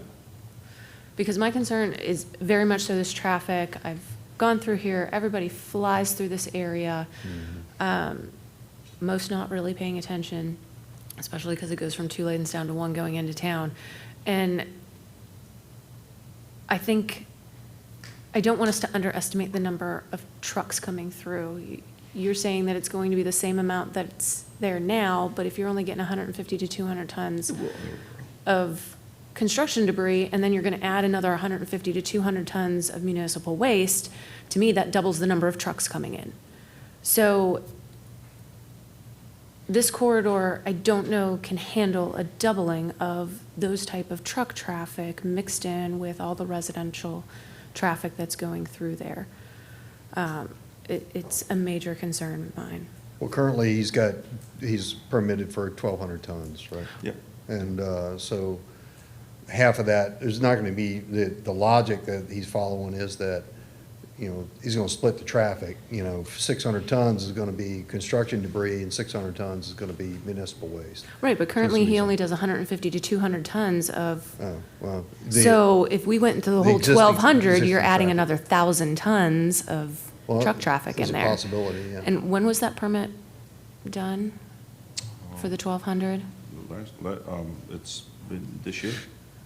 You just got it this year? Yeah, it's When was been, the first permit? 14. Because a lot has changed in Culpeper in the last 10 years. Yeah. We've grown 16%. So there is a lot of concern I have about this traffic area and just the This- math yeah. on the trucks. And also, once this material gets on it, is there going to be a segregation between the construction material and the municipal waste, or is this Yes. all going into the Yes. same area? Yes, it's completely separated. Okay, so the buildings that you showed us are going to be used for just municipal waste, not for construction? No. I mean, we separate it in the facility. The construction waste, when it's dumped, we'll be separating the, rock, concrete, plastic, like we continue to do now. And then the municipal waste will be loaded, shoved in the corner, loaded against the wall.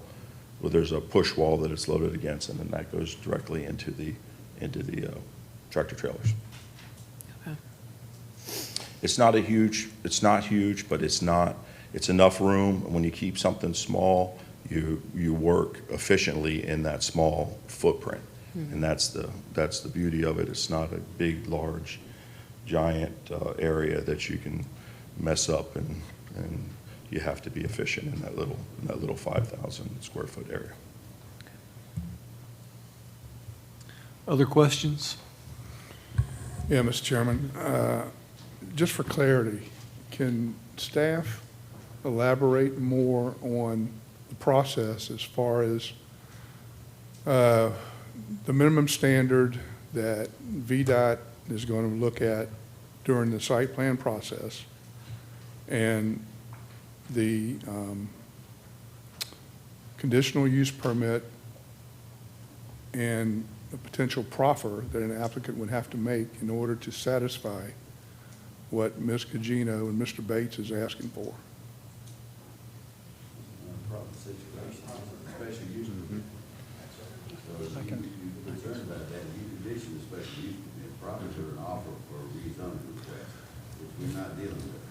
Mr. McLaren, would you like to speak to that Mr. issue? Chairman, just, I think understand where Vice Chairman Deal is going. With this process, we are looking at a conditional use permit, so it's not a proffer. But the board does have the ability to place conditions. It's in your full purview under Article 17. You can grant any use permit condition that the governing body shall designate that determines necessary to carry out the intent of the ordinance. And just a reminder to the board with the intent of the ordinance, the very first one is that you want to make sure that you're not adversely affecting the health or safety of persons residing or working in the neighborhood of the proposed use. If the board determines that you need a specific standard that's above minimum standard, in this particular case with the use permit, you do have the authority to do that. Thank you. Mr. Deal, did that answer your question? Yes, yeah, just for clarity, I was confused about it, and thank you, Mr. McLaren, for Other questions or concerns at this point?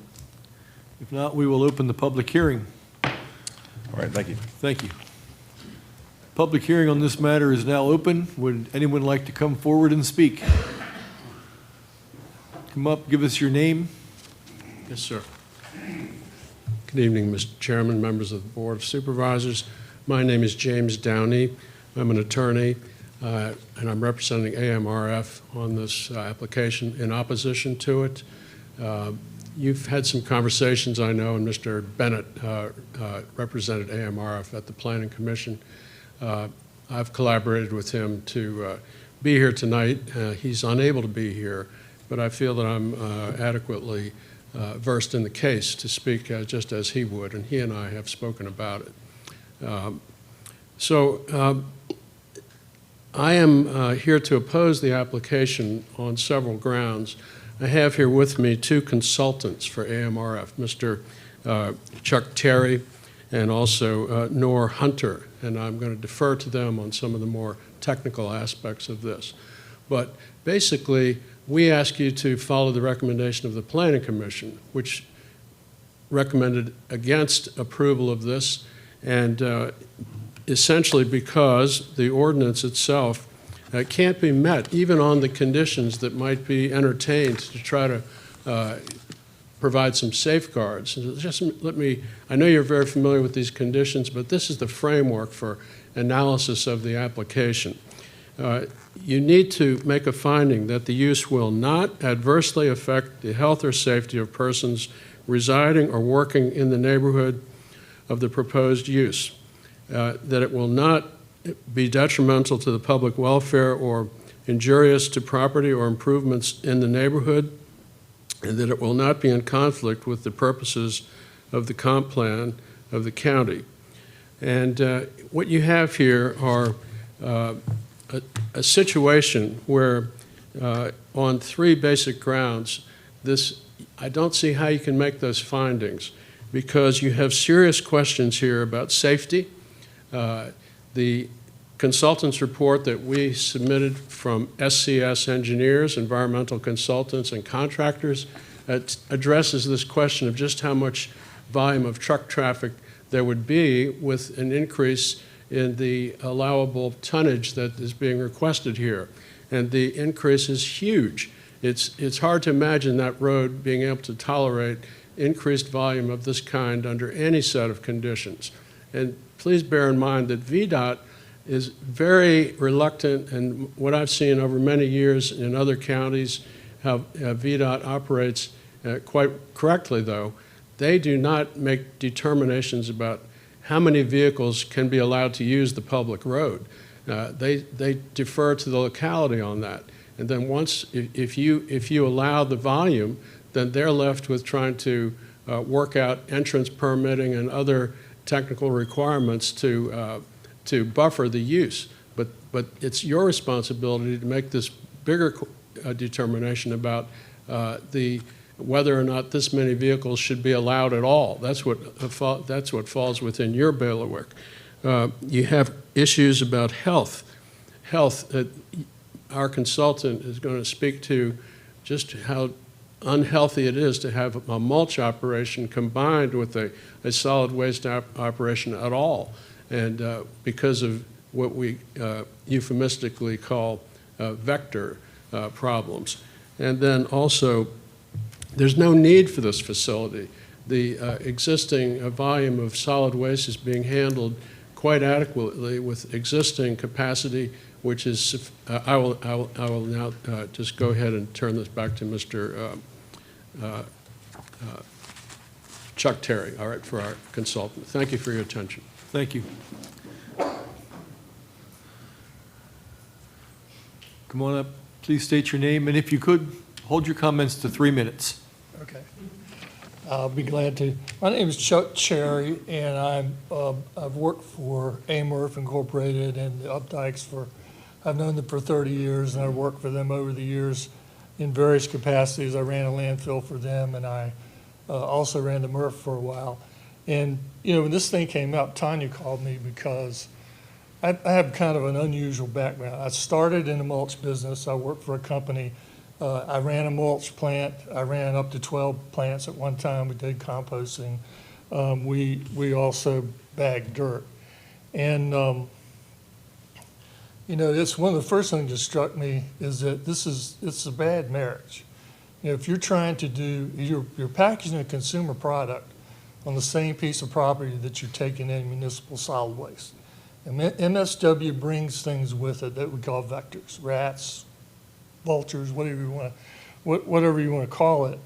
And you know, when you seal that bag up, you're the last person to see it until somebody gets it in their kitchen and they put their hand in there and they're gonna pot a potted plant with it. So I think it's very important, you know, not to, and when I worked for BFI, we did both. We did packaging and we did MSW, obviously, but we never did it on the same site. And the other thing is, you know, the volumes that you have do not call for a third site. None of the surrounding counties have 3 sites, you know, there's plenty of capacity between the county site and between MRF for the amount of waste that's being generated right now, and I would say you would never really need another site. The other thing, and they spoke about traffic, and there's no way that this is not going to increase traffic. I mean, the consultant report or the engineer report that we looked at said it would at least double. And yes, as for the monetary issue, I know it was mentioned that there's one price being charged to commercial haulers and another price that's being paid to dispose of the waste. Well, the county has already partially solved that by upping the tip fees. Already diverted at least half, I think it's 21,000 tons that they don't want coming into the county site. They already have diverted at least half of that. So, I mean, I think that's a better solution than to permit another site and have an operator in there that doesn't have the long and trustworthy history that AMRF has of handling MSW. Thank you. Thank you. Is there anyone else that would like to come and speak on this issue?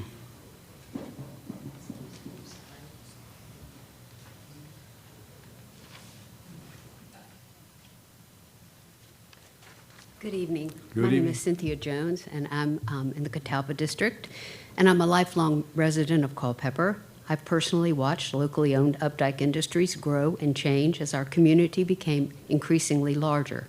They rose to the challenge and have proven themselves to be committed to running an honest and fair-priced business, and do so while complying with local, state, and federal regulations. They continually strive to make this community a cleaner place to live and grow. It's my understanding that the MRF, Material Recovery Facility, operates far under the permitted capacity with the capability to expand as their need increases and as the community needs increase. They strictly handle waste of all kinds and have been in this family business for over 50 years. JK Enterprise operates a lucrative mulch business, and now they want to add a trash removal business to their current compound. From what I've read, putting mulch and trash in close proximities is not only poor planning and increases the rodent population, but it also has the potential to increase the chance of mulch being infested with pests and vermin. I personally cannot imagine opening up a bag of fresh mulch only to have a huge rat come running out of it. It's like putting chickens next to a fox den. Furthermore, it's common sense that this is going to increase traffic. Long backups and a third facility would attract waste from other neighboring counties. The thought of Culpeper being known as a regional dumping ground is not the way I want my county remembered. Lastly, growth is a must, and business opportunities are a huge part. But I opt that we choose for development with businesses that we need, not ones that we already have. Thank you. Thank you. Is there anyone else?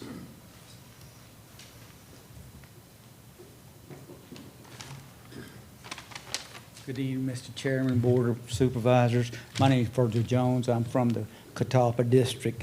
We heard a lot of discussion tonight about this plan. I listened to the Commission Planning Board meeting on the 25th. There was a lot of things said, and I think when they went back in April, they done the right thing. The planning commission, they asked this applicant if they complied with state, federal regulation. And the answer was not even close. So with this permit being considered, the applicant, is he going to follow your regulations, our regulations? I think you've probably got that gist. I believe that this question for further permitting should be unequivocally denied by the county. Traffic concerns, everybody's been up here, questions have been asked about it. Sure, there's going to be traffic. The thing is, you can't say that you got 1,200 tons coming in when you're taking in, let's say, 200. But if you double that, you're still going to get your recycled material than you put in your house. So it's going to be a double if you're going to take that in. That's just kind of a common sense factor. And the weights of these trucks are anywhere from 14,000 or 7 tons to 36,000 to 18 tons for these trash trucks. And your tractor trailers going out is going to weigh more than that. It's probably going to be probably about 20 tons. This applicant has business in other counties north of us. And he said, the application says Culpeper trash. How will you verify that? And lastly, the transfer place is adequate for decades to come. And our community already hosts 2 of those facilities. And I don't think a third one is needed. Thank you. Thank you. Is there anyone else that would like to come and speak? I'm Ron Horn. I live in the Culpeper district. I've lived in this area since 1964. I've seen it grow. I've seen it grow up here. I've seen it changes, and I've been in the trash business for over 40-some years. I've worked up north. I've been in Culpeper probably 17 years now, 18 years working. I work for GFL. I work for County Waste, operation manager for SDI. I own my own company here for years. They talk about the waste, the volume and everything. This county, we're the largest hauler in this county, and we bring in roughly 150 ton a day. So when you're talking about him getting 600 ton, he's not going to get 600 ton. You're not going to see this large volume of trucks because it's just not here. I say we bring in 200 ton a day at the max. Mostly it's around 150 ton. We haul most of our trash right now to Culpeper County. We're in the mix with all them cars and trucks and the people trying to unload with our trucks. We run about 15 trucks. We pick up in Fauquier County, we dump in Fauquier, we pick up in Orange, we dump in Orange. We dump in whatever location we serviced ever since Culpeper County had got into predicament with their disposal costs of being up with Republic. So, you know, we been working with Paul Howard for 15 years, trying to do what we can do best to serve the community. One of the largest volumes of trash you're going to get is your home builders. I mean, I don't know if you know it, but every house that builds, you're going to get 7 to 8 roll-off loads of trash from that house. You know, so every home that's being built in this county, if you allow 500 homes, you're going to get 5,000. You're going to get thousands of roll-off loads into your facility. So the more you build and more trash, the homeowners are going to have more trash. One thing I like about Culpeper Recycling is the clean area. Your pavement all the way in, you're backing in on concrete floors. It's a clean operation. I mean, we support this just because we need other sources of outs to get the trash out of here. We don't allow our trucks to sit overnight with trash on them. If we can't, if the Culpeper gets close to getting closed, and we got to get our loads off, we hate to leave them on overnight. We park in the town of Culpeper. We run a very clean operation, so we like to keep it clean. One other thing that Culpeper Recycling offers that no one else offers in this county is recycling. They offer you to be able to bring your cardboard, your recycling there as a commercial hauler. Right now, we're hauling about 18 loads a week to Fredericksburg, and that would help us offload here rather than sending our trucks all the way to Fredericksburg every week to offload our cardboard and our recycling. We run 7 transfer stations in the state of Virginia. We own one of the largest MRFs in the state of Virginia, in Chester. And we're big into recycling, we're big into truck traffic. Like I say, I don't foresee anyone doing no more than 200 tons a day of trash. I mean, they might be permitted for 500 or 2,500 or 1,200, but it's not here. So that's all I got. Thank you. Thank you. Come on up, sir.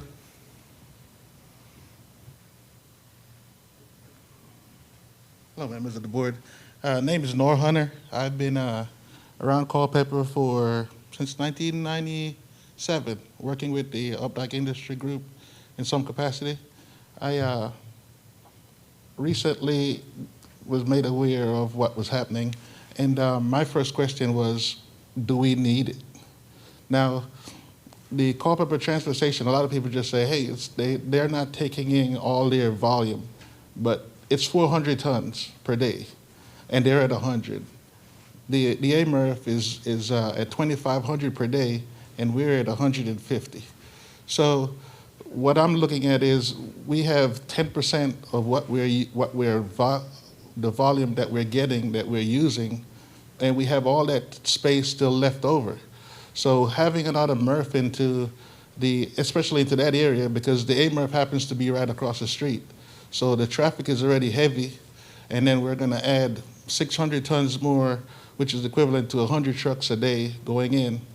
Another point that I would like to touch on is the area of recycling. We do have a robust recycling program at the AMRF right now, and we used to take in some from Mr. Ron, but they have since, because they have their own facility, they've moved their recycling program out of the county, so they don't bring it to us anymore. But the facility is there, and if they wanted to make that adjustment to bring that in, we have the capacity to take it. Thank you. Thank you. Come on up. Hi, my name is Barbara Mosley, and I'm going back to the initial thing that I was talking about is the speed limit. My engineer is talking to his engineer for another project in the exact same location. I think that the reducing of the speed limit will help this area tremendously. I believe that with both of our projects, which some of you know about it, some of us you don't know about it, it will be a great help for us to get our projects installed if VDOT allows the speed limit to be dropped so that we can put our projects in. That's all I have to say. Thank you. Thank you. Anyone else that would like to speak to this issue? Mr. Haight.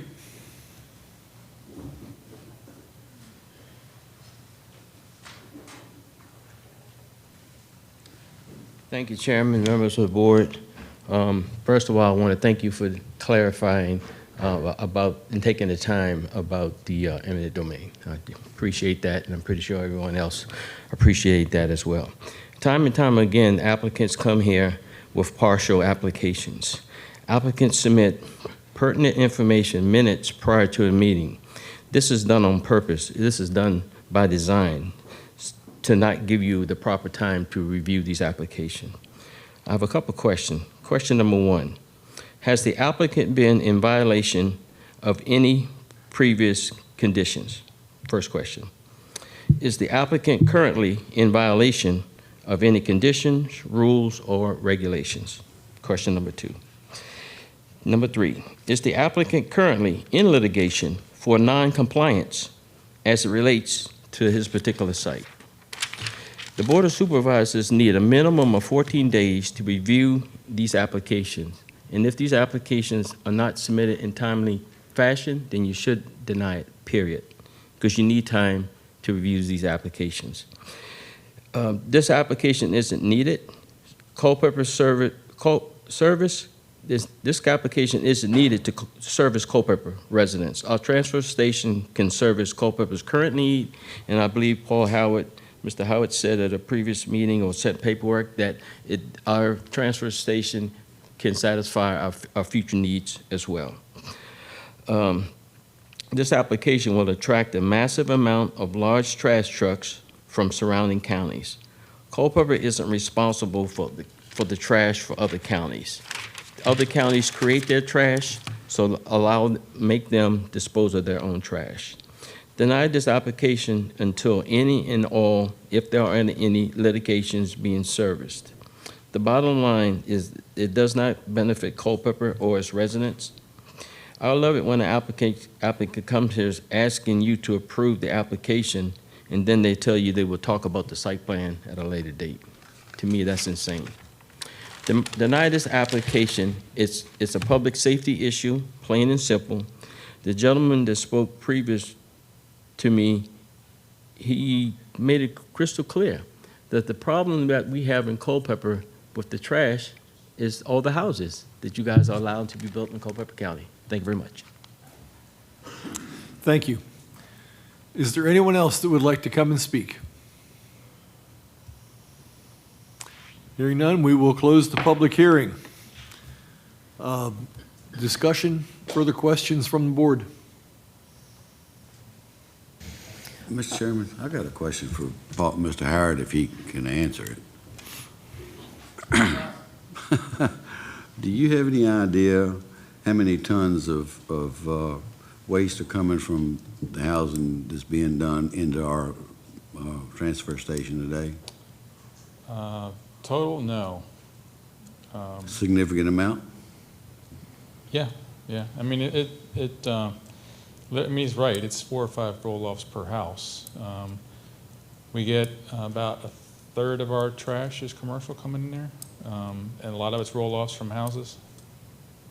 Okay. Wonder why they're coming to us rather than going to this other facility. I'm sure they do go to the other facility too.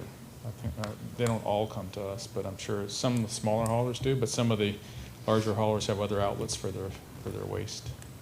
Thank you. Mr. Deal? Thank you, Mr. Chairman. Mr. Howard, I heard a couple things tonight that maybe you can give us some feedback on. Mm-hmm.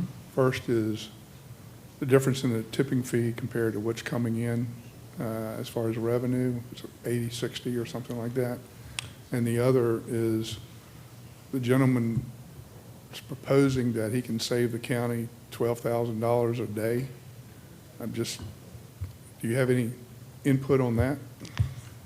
I can tell you what our fees are. I can't tell you what it would save us because I don't control the waste. The tipping fee right now is just over $92 for Republic to operate our transfer station and haul it out, and we collect $71.50.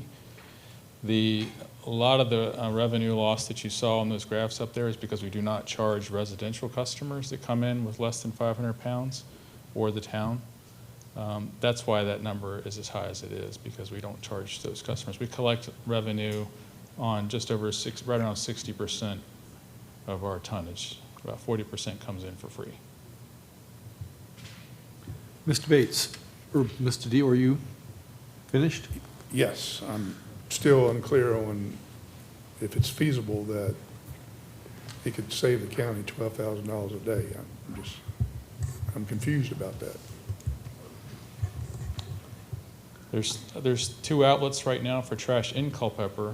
One is Culpeper, one is a private facility, and there's private facilities outside of Culpeper if people want to use them. But that would be the only savings would be if they took it somewhere else and not us.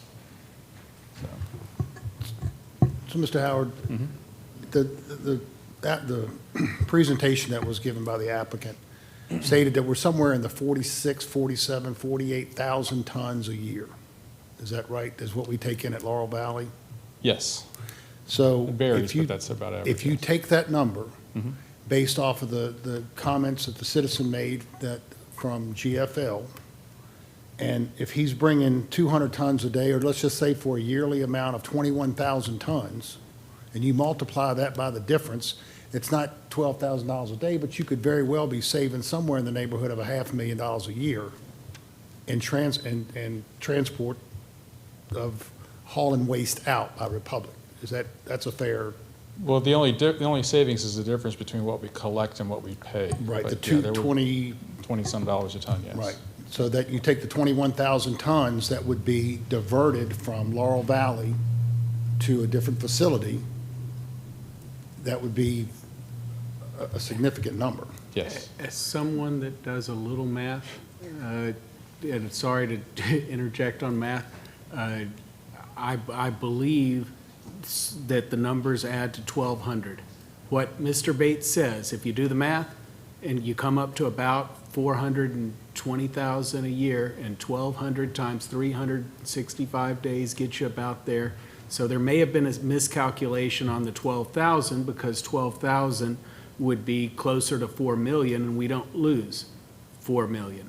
So perhaps, I mean, some people make errors, that's okay, but in terms of are there savings, and is that number potentially, we can debate it, but the number we should be debating maybe should be about 400,000, using Mr. Bates' numbers that I believe to be correct. So another factor to me that is just as important, and I know in the Public Works Committees, we have had this discussion before, Mr. Underwood can verify this, when we're talking about, there has been discussion, at some time in the near future, we're going to have to look at a bigger transfer station because of the traffic that is generated at times to the tune of 1,200 cars per day. Right. And when we went a year or so ago to put this out for bid with different contractors to operate the transfer station, some of the concerns were, I don't want to bid it because you intermix commercial traffic with residential traffic. And to me, it's just, that's a time bomb waiting to happen. So the more commercial trash trucks that we can take out of Laurel Valley, we're buying ourselves 10 to 15 years before we have to even consider putting another transfer station somewhere. And the more houses that are coming in here, when you're paying $800,000 for a house, you're not going to be going to the dump on weekends. You're going to hire a commercial hauler to pick your trash up when these developments, and I might be wrong on that, but I'm just thinking that's probably the way it works. But again, I do have the concerns about the left turn lane, which we can. Mr. Underwood. To be clear, to follow up on what Supervisor Bates was saying, we are looking at having another transfer station, aren't we? The biggest problem we have is traffic. So we need more room for residential. The transfer station operates at about 50% of the permitted capacity right now. But the biggest problem we have is the volume of vehicles, not the tonnage. Okay, and we do lose, for those that pay, those that don't pay, we lose $92 a ton. Or we subsidize, I don't know what word you want to use. But for those that pay, we're subsidizing, which, by the way, I support. I've had people question it, but I completely support the subsidy, because otherwise we may end up with trash in places we don't want it. But that's about $20 a ton, right? Right. 2050, yes. Thank you. Before you leave, Mr. let me just Rosenberg. make a comment here.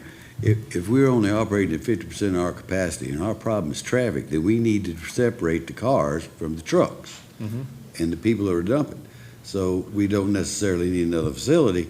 We need to have two ways of getting in and out of it, one for residents that are going up there and the trucks that are hauling in. So I don't know that we need another facility. We just need to separate the traffic. We do. Okay, so that makes me feel a whole lot better here now. You've got a plan to separate the traffic, please bring it to me. Well, We're I'm not an working on it. engineer, but we don't need a facility if all we gotta do is separate the traffic. That's true. That's a whole I'll lot go with that. simpler answer. I'll go with that. Other questions? You know, my biggest concern is definitely the truck traffic on that road. I would not feel comfortable until we have additional information on site distances and traffic counts and left turn lane impact analysis to know. I mean, once you get to the point where it's site plan, it doesn't come back to us. We don't have the ability for public comment on it. And that is my biggest concern, because the accident count on that stretch of road is significant. The speed limit probably does need reduced. You don't need to be flying 55 miles an hour through that section. Absolutely not. The other thing is with the conditional use permit, whatever permit that we go forward with, if we do go forward, I would adamantly request the ability to repeal the conditional use permit upon any violation of any of the conditions that were set forth in it, to ensure that that language is available. But I'm in the camp of, I would like more information for the applicant to work with VDOT and come back and give us some more concrete answers on what kind of traffic analysis we're looking at. Is that a Mr. motion? Bates? I would second if that Is was that a motion? Sure, it's a motion to have the applicant work with VDOT and come back at our next scheduled meeting. Okay. I would second that We have motion. a motion and a second. Is there further discussion? Just to clarify the motion, is the motion for postponement for 30 days, or what's our okay, I'm just trying to understand. Okay. Or postponement till the next meeting. Yeah, Postponement? unless until the applicant requires more time. 60 or 90 days. I mean, how long is it going to take them to come up with this? Well, that's what I was saying. It's going to take more than a month, I would Okay. guess. 90 days? Okay. That should work. Or 3 meetings, 3 months. Well, we don't necessarily have a July meeting. Okay. I'm just trying to clarify for y'all, whatever you want. 90 days. 90 days. Okay. So 90 days to work with VDOT to go through the traffic analysis, left turn lane analysis, and site distances to ensure that we are keeping that stretch of road somewhat safe. And one of the things I maybe want to ask here, there are minimum VDOT requirements, and then there are some requirements that we may want to look at that we think better fit this situation. Are you looking at minimum VDOT, or are you looking at what you believe is the best public safety for that area? I mean, obviously, at least minimum standards, but if we can increase the public safety, if a new entrance is something that would increase site distances and make that corridor a little safer, I would definitely entertain the applicant to be pushing forward for the safest situation possible at that facility. But when it comes back, we do have the ability to put conditions on to increase those minimums when they're back. We have a motion and a second. Is there further discussion? All in favor, say aye. Aye. Opposed? Motion is carried. We did that. Okay. Our next case is case number Z 403-25-6, Stonehaven Development, request by LLC Clevenger's Village LLC to amend the proffers previously agreed to by Cenex Homes. Mr. Drummiller. Yes, Mr. Chairman, the Board of Supervisors will consider a request by LTL Clevenger's Village LLC to amend the proffers with an original approval date of January 18th, 2005, and last amended and accepted on December 3rd, 2024, on the property currently zoned PUD, Planned Unit Development, known as Stonehaven Village, previously Clevenger's Village. This proffer amendment would not alter the overall number of proposed dwelling units and seeks primarily to alter the layout the internal layout of the development. The property is located off Rixieville Road 229 and Lee Highway 211 in the Jefferson Magisterial District. It's found on tax map 3E1A and tax map 7, parcels 1, 2A1, 2T, and 2U. After proper advertising, the Planning Commission accepted the applicant's request for deferral on March 12, 2025. This case was then reconsidered by the Planning Commission after proper advertising and public hearing held on Wednesday, April 9, 2025. The Planning Commission found at this second hearing that the proposed proffer amendment request is supportive of the general purposes promoting health, safety, and general welfare of the public. Upon the motion duly carried, the Planning Commission recommends to the Board of Supervisors by a 6-2 vote that the proffer amendment requested be approved. Sincerely, Sanford Reeves, Jr. Mr. Chairman, the Planning Department has received a revised proffer statement dated April 22nd, 2025 from the applicant, LTL Clevenger's Village LLC, for case number Z40324-6. The revised proffer statement will be considered by the board at a scheduled public hearing on Tuesday, May 6, 2025. The applicant has tendered a revised proffer statement with changes since the Planning Commission's review and last month's deferral. The staff has no objections to the majority of the proposed changes, including but not limited to the rearrangement of several internal streets into cul-de-sacs, the change in language for the affordable housing component from donation of lots to direct payments to Habitat for Humanity, which Habitat for Humanity is supporting. Renaming a number of streets within the development, and the fact that the lot count does not change and therefore there should be no increased impact on the adjacent VDOT transportation network. Staff did meet with the applicant to discuss the proposed changes and inform the applicant that staff was going to recommend denial of the changes due to the change in ownership and long-term maintenance responsibility of the county's pump station access road. The applicant responded with updated proffers dated April 22nd, 2025, which removed the proposal for the county to own the access road and gave ownership and maintenance responsibility to the HOA. Staff also requested that the applicant construct the water line extension running along the length of the county's access road in order to provide multiple paths or loops for water distribution. The applicant agreed to construct the water line. County staff is supportive of the proffers as amended and recommends the Board of Supervisors approve the proffers dated April 22nd, 2025 as presented. Thank you. The applicant is here. Would you like to come up?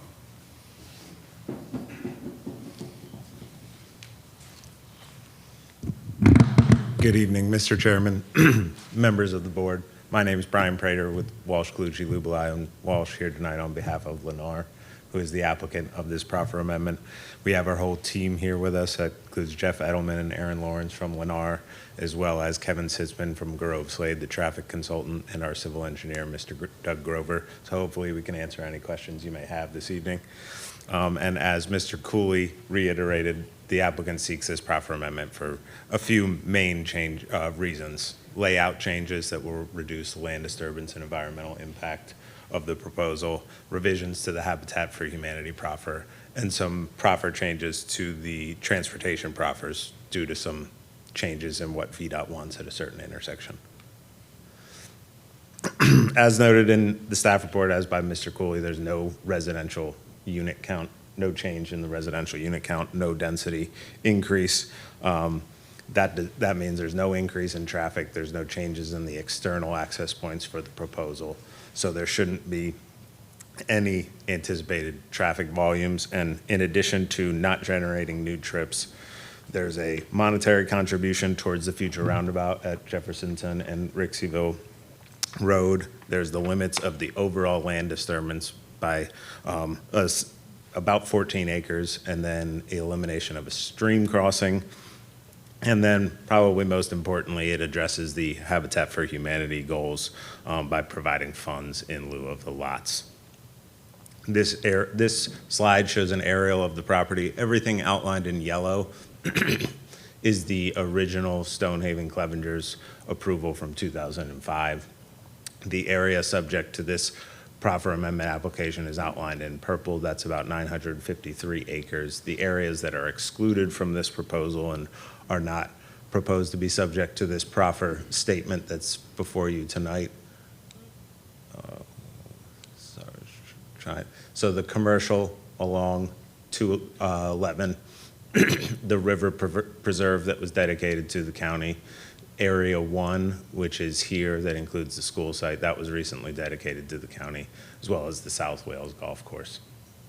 So and then this commercial area here, that's the recent December 2024 approval, and that only applied to this area up here. So this proffer amendment is amending the proffers that were previously approved in 2019 that apply to this area. Oh, I'm sorry. I can get back to the microphone. So in 2019, there was a larger area that there was a proffer amendment. in 2024, the end of 2024, last year, there was a proffer amendment that applied to about, I think, 80 acres along 211. And then, so that did not include this property. This proffer amendment only applies to that 950 so acres here. So we are amending the proffers from 2019 that still apply to this site area you see outlined here today. And then we touched on some of the proposed changes. And Habitat for Humanity, you may recall that the existing proffers require 8 lots. Through implementation of that current proffer and working with Habitat for Humanity, it became clear that Habitat for Humanity, and this is the Culpeper Habitat for Humanity, wanted the funds instead of the actual lots. And in this proposed proffer amendment, it is required or proposed to have $1 million contributed. That's about $125,000 per the 8 lots. $250,000 has already been donated to the Habitat for Humanity. And I think the other important aspect is that's within 60 days of approval, should that be the will of this board tonight, that contribution would be made. Currently, the lots are required to be provided in phases, so 1 for each 100 units developed on the property. And I think that contribution would give Habitat for Humanity an immediate influx of cash, and as they said in their letter of support for the application, securing these revenue streams sooner rather than later will place us in a much improved position to build a pipeline of affordable homes, and we believe this revision will have a direct quality of life impact for Culpeper County families, as well as an overall positive impact to our local economy. The changes on the layout that we mentioned earlier are shown here. On the left side of the screen is the existing layout that is proffered today. On the right side, you have the proposed. So the largest change is the crossing of the golf course here, which would be also the stream crossing, and the removal of the residential lots from this location here and moving them to the west side, of the golf course that extends down this way. Everything in this slide you see here in gray is outside of this proposed proffer amendment. And I think the relocation of these lots will create what's in green here, which is 955 acres of county-owned land and open space that will provide a large swath of open space and public areas, which includes the school site located here. The colors that you see on these 2 proposals, are the existing and the proposed, correspond to the lot widths. But with this proposal, there is no change in the lot sizes. They're still the minimum that was approved back in 2005. That's for the 55-foot wide brown units. That's a minimum of 6,000 square feet. The orange is a minimum of 6,500, and then the 80, or the yellow, 80-foot wide and yellow is 8,000 square feet. This shows the existing on the left again, and then the proposed in the context of environmental disturbance and land disturbance. So on the left side, this is the existing in purple, and then on the right, you have purple, which is some of the existing remained. You have all of this area here in yellow that's been removed. That will be the open space, undisturbed area. And then relocating some of those lots in this area, that is the blue area. It's about a 14-acre overall reduction in land disturbance. One of the other items we touched on is the change to the proffer for location 7.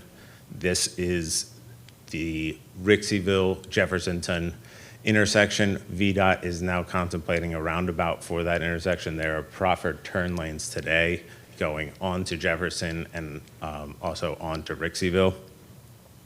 So with VDOT changing paths, and actually there is smart scale about $10 million for that roundabout, the proposed proffers remove the turn lanes and change that to a $915,000 contribution, which is equivalent to the cost of the turn lanes, the anticipated cost of construction. And with that roundabout, that will provide a significant improvement to that intersection, reducing the overall crash volumes. One of the items with this proposal is the TIA. While one was not required for this application because there's no change in density, there has been traffic impact analyses prepared as recent as 2024 in connection with site plan. And what that modeling shows with the roundabout is that it's projected to remove 50% of all crashes at that location 7 intersection and significantly decrease the amount of angled crashes, because roundabouts usually are not having those angled head-on or other types of, they're usually side swipes and rear end. And then at location 1, there is no change to the proposed proffers, and everything that was previously proffered as far as improvements will be provided. We just wanted to provide some context on location 1. We know that's an important intersection in the county, and there have been some improvements associated with this project, the left turn lanes, but there would be more coming in the future as the development takes place. The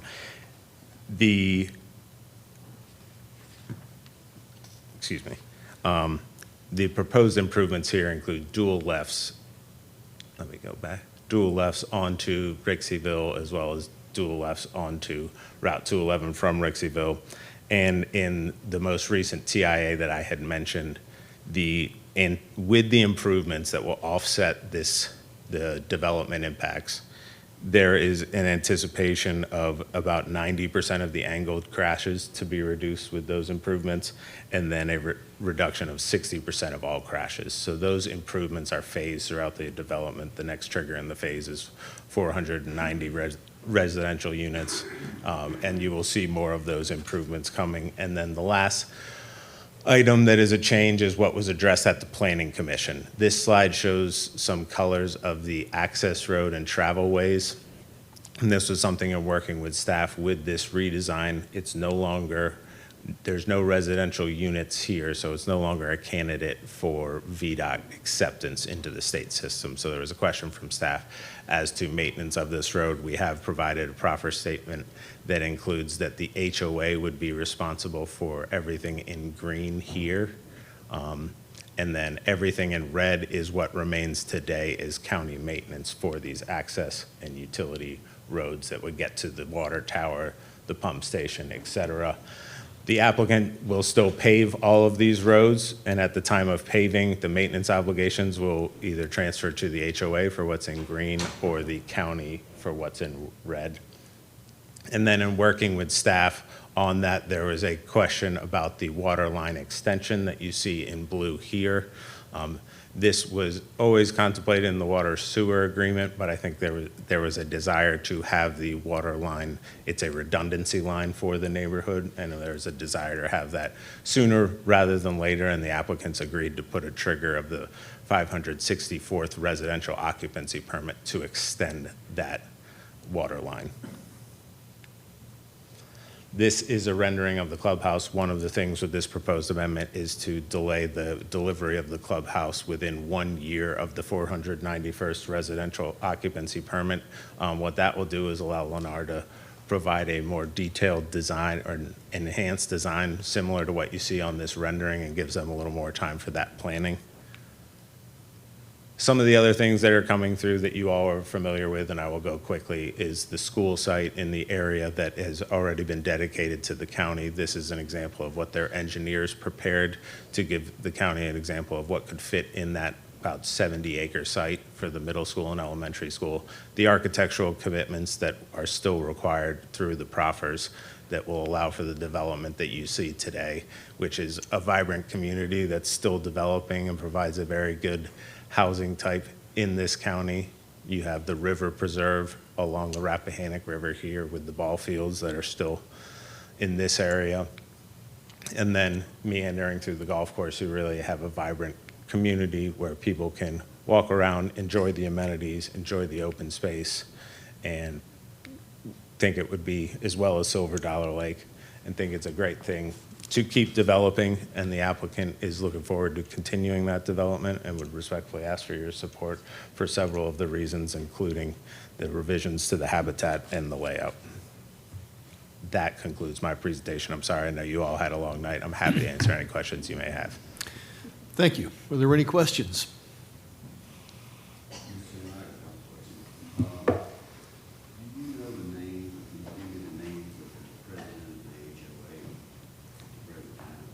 I can probably get that from the applicant, the Lennar folks. I personally do not know that. Joe Roque.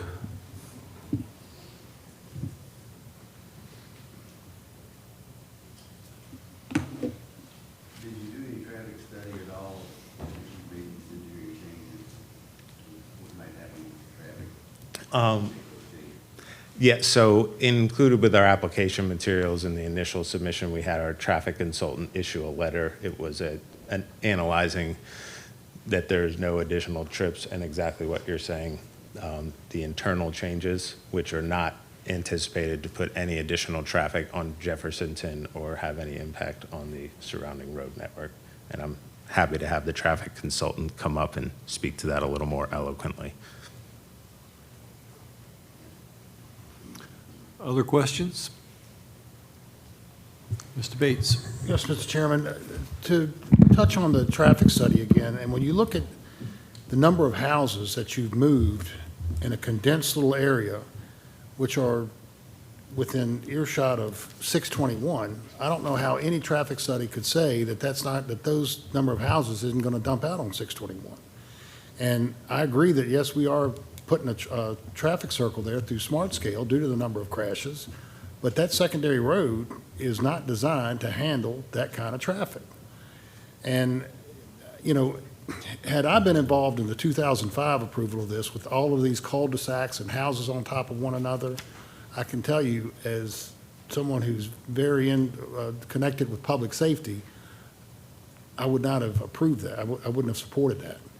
And you know, before, the way it was in the first layout on your page 4, I mean, you've got more open space, and I understand, you know, that the crossing of the wetlands, I mean, it seems to me that's going to be a cost savings to the developer, you know, and I get it, but again, I'm not a big fan of just compiling all these houses together and then telling me that they're not going to be dumping out on a secondary road that's not designed to take that kind of traffic. So I'm not real supportive of that.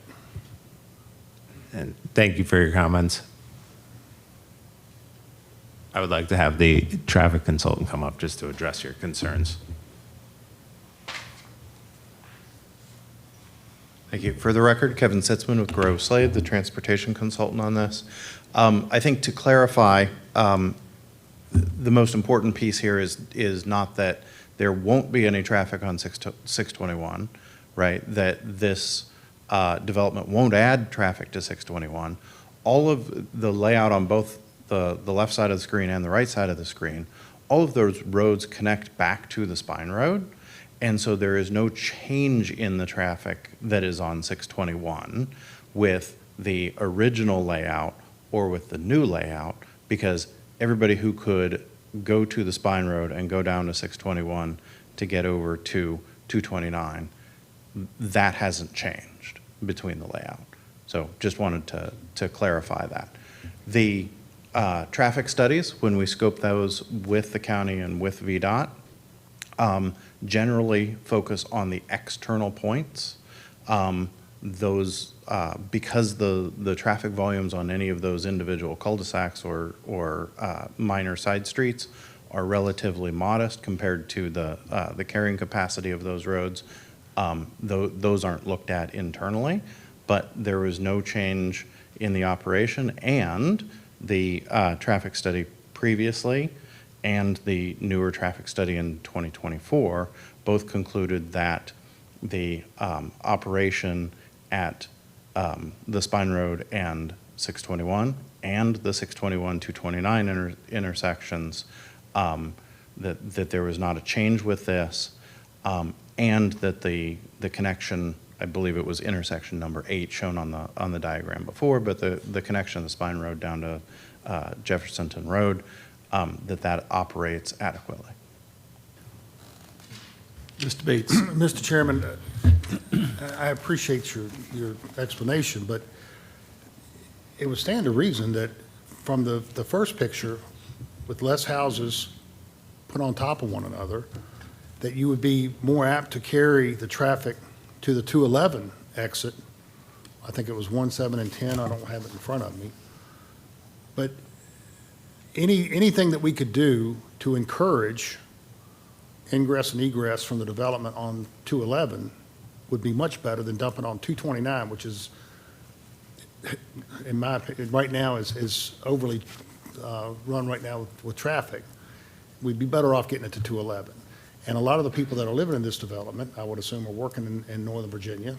And that's going to be the closest route. The more you can direct them in that area, that direction, the better off you'd be. And to that point, going back in history quite a ways on this, right? The phased improvements, phased roadway improvements for the overall development tend to front load the improvements at the northern end of the project, right? So people driving to Warrenton, driving to Northern Virginia, right? The right turns out of Stonehaven and the other access points that go to 211 and turning back in, those turn lanes are front-loaded in the proffers versus connections farther to the south and improvements farther to the south. So that was done on purpose, right, in order to try and instill those habits into people who are already going that way. You might as well put the capacity in front of them and attract them to those places for exactly the reasons that you're suggesting. We tried not to have additional traffic on Rixieville Road, on Jeffersonton Road. Mr. Underwood. I'm certainly no engineer, don't know this traffic stuff well, but I know data a little. And if you were to take the point that averaged the location of the homes in existing, only those that are being impacted, and then take the point of the homes in the proposed, it appears to me that the point of the homes in the proposed is to the southwest of where the median or the point would be of the average of all in the existing. Would that be correct? So if you're talking about what we would call a centroid Yes, of that area, sure, the centroid shifts, but it's not, right, this road network is not, I mean, if you were to think about it as, you know, a drop of water on a flat platform, you move where that drop of water is, it might tip and roll off someplace else. That's not the case here. There's only a select number of roadways for the traffic to exit the project, and where that particular driveway is or where that particular small side street is doesn't change where your job is, where it is that you're going shopping and those things. So if I were to, if you're to look at say the yellow units on the right where those were proposed on a public street, and then now that street's going to be the utility access, and those yellow units shift over to the west, that doesn't mean that the person doesn't work in Warrenton anymore, right? They're still going to the same place, and I would suggest it's just as convenient for them to continue to go up the Spine Road, up Stonehaven to make a right to go 211 to Warrenton. I get the thought that if the demand centers don't change, meaning the direction they're going, then the traffic isn't going to change. The question is, would where they go based on the change in configuration be impacted? I'm going to have to defer to the representative of this area. I mean, I appreciate the engineering, but I'm really going to have to defer to those that know this area. Mr. Bates? One other question outside of the traffic analysis. and I guess this would be for staff. In Area 4, since we have moved all of the houses out of Area 4 and put them together above the Area 1, what's to say at a later date, we couldn't come back because of the zoning and add more houses in here? Is that a possibility? No. Mr. Chairman, no. I mean, they're not proposing more houses, and they'd have to come back to you to increase that number, that overall number. Any other questions? Yes, Mr. Chairman, I have a question for Mr. Prater. If we could go back to that, to the school site, please. You had mentioned something about that. I didn't quite get what you were saying. Is there some change to the school site with this change in the proffer? No, there is not. Proposed change? Just was a reminder of some of the things that are remaining unchanged, sorry. And what is the total acreage of that site? I believe that's around 70 acres. 70? Okay. 97, excuse me. 97, got it. Okay, thank you. 70 is the acreage that is required in the proffers, but what has been dedicated and shown here is 97. Gotcha, terrific. Okay, thank you. Any other questions at this time? Okay, we will open the public hearing. Is there anyone that would like to come forward and speak on this matter? Mr. Haight. This will be the quickest one of all. I don't really want to speak. Mr. Gary Deal is an expert on VDOT, and I'd like to get his input. That's all. Thank you. Is there anyone else that would like to speak? I think I saw a hand raised back there. Come on up. Good evening. Imad Sadeh, I'm the commercial developer.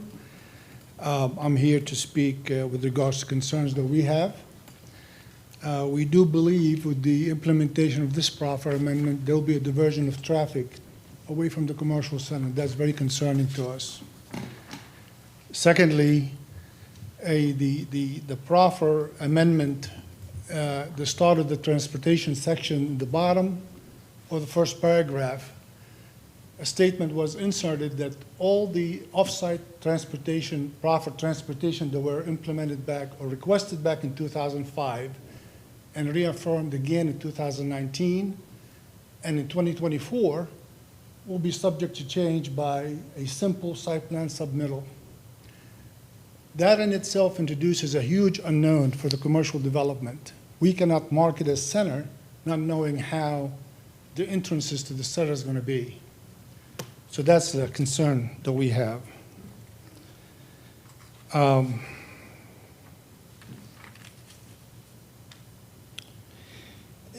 for the life of me, I don't understand why the 2024 amended proffers were not used as the basis for this proffer amendment. Why was it skipped over? Because there are conditions in the 2024 amendment that we did. For example, no data centers. If the board accepts the amended 2019 proffers by this amendment, there will be an absence of that statement. It will not appear. The 2024 has it in there for a purpose, and we put that in there. We also put a restriction on any residential units in the commercial center. That's not there anymore. Unfortunately, we were not invited, even though we are a co-developer of the project, we were not invited to study, contribute, collaborate with this proffer amendment, which is very disturbing to us. We asked for the material. When we did our proffer amendment in 2024, willfully, on our own, we submitted all our material to our team member, I would like to call them. Unfortunately for us here, we've requested this information from Lennar, an individual at Lennar. And they said, well, get it when the board gets it. So we reached out to Morgan Green, and we asked her for a copy, an advanced copy, and that was last Thursday that we got the information, so we started studying it. So basically, these are our concern. We're trying very hard to market the commercial center, and we're very excited about it, but we're very concerned about what's happening here. Thank you. Thank you. Is there anyone else that would like to come up and speak? Anyone else? We will close the public hearing. Is there further discussion or questions? Further discussion or questions? Mr. Deal. Mr. Chairman, I would just make a comment that, I know this project was approved, the ultimate, back in 2004, and agree with Mr. Bates, or was it 2005? That there's a lot here that I don't like either. And between this project and South Wales, it just surprises me that, I know Mr.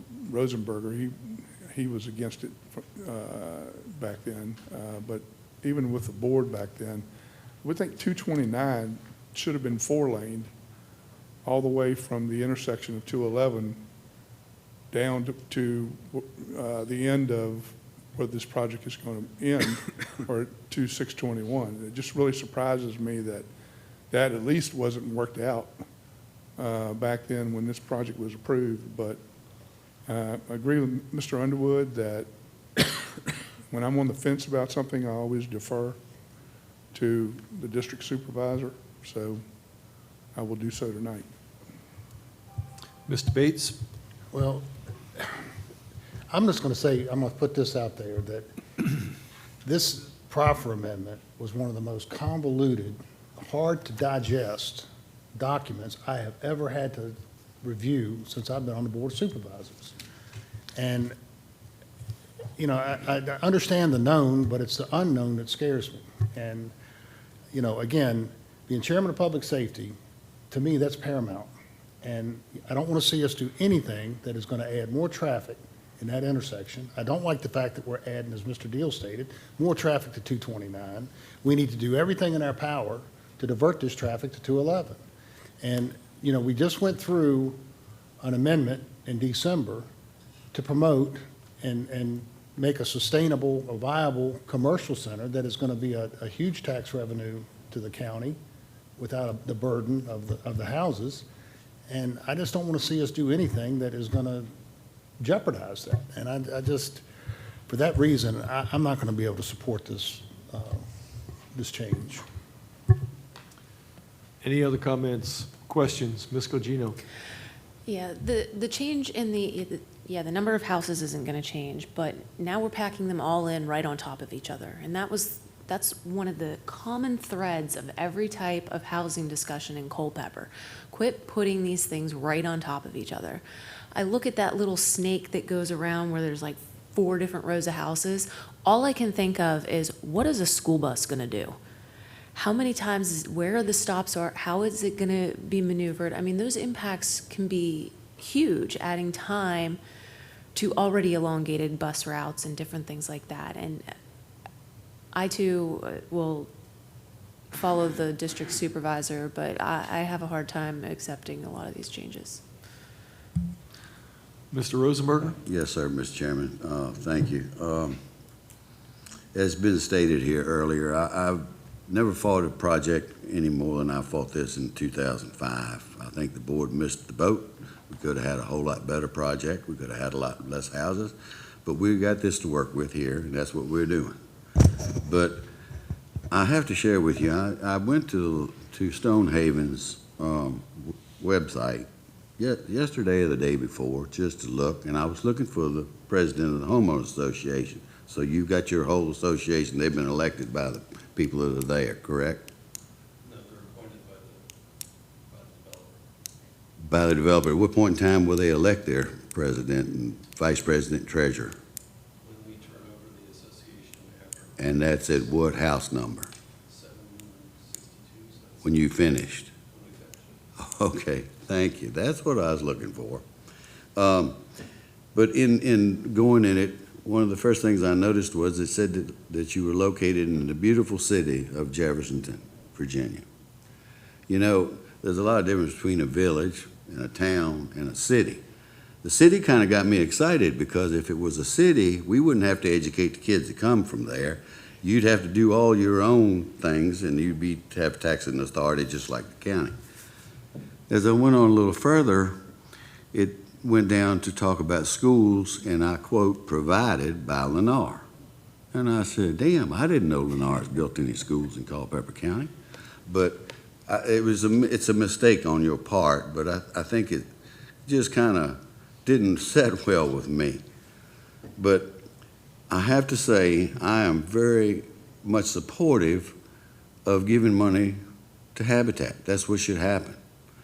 I don't know that the money that you're talking about giving them right now is enough. Maybe they should get more. If they hold on to the lots, they can sell them later, maybe get more money out of them. But the interior roads of this development that you're proposing to change are not being changed, in my view, by you because you're concerned about environmental impacts. Your concern is the cost of development, as I would certainly don't have a problem with that, other than the fact that you want to go on a bunch of cul-de-sacs because that's the cheapest way to develop. When you can put 4 or 5 houses off a circle, it's a whole lot cheaper than building a road and running water and sewer. But I don't like cul-de-sacs. They're not safe. You have a hard time getting emergency equipment in there if you have it blocked up. And it's just one thing right after the other. But you can do all the traffic studies you want. You'll never convince me that there won't be an increase in traffic on 621 that will wind up at the intersection of 621 and 229. It's going to happen because that's their quickest way out instead of go back through that menagerie that you got going because you don't have that road that you had to start with. I think it's really important to mention Mr. Sadie, when he came in and made the proper amendments before this board in 2019, he stood before this podium and he said, I promise you that we will develop this property in this manner. The board took him at his word when he said that. And when you bought the property, you took that on as an assign. But you're asking for a lot of different changes here. But when you talking to the county about the county taking over roads, we're not in the road business. VDOT's in the road business. And homeowners associations are damn sure not in the road business.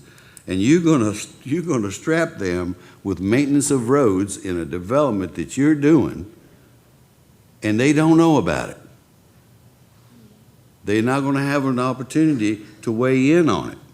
And what'll happen in the future is that they're gonna be at odds with Culpeper County wanting us to take over these roads because they're not gonna wanna pay the money into that association that's gonna take to maintain those roads.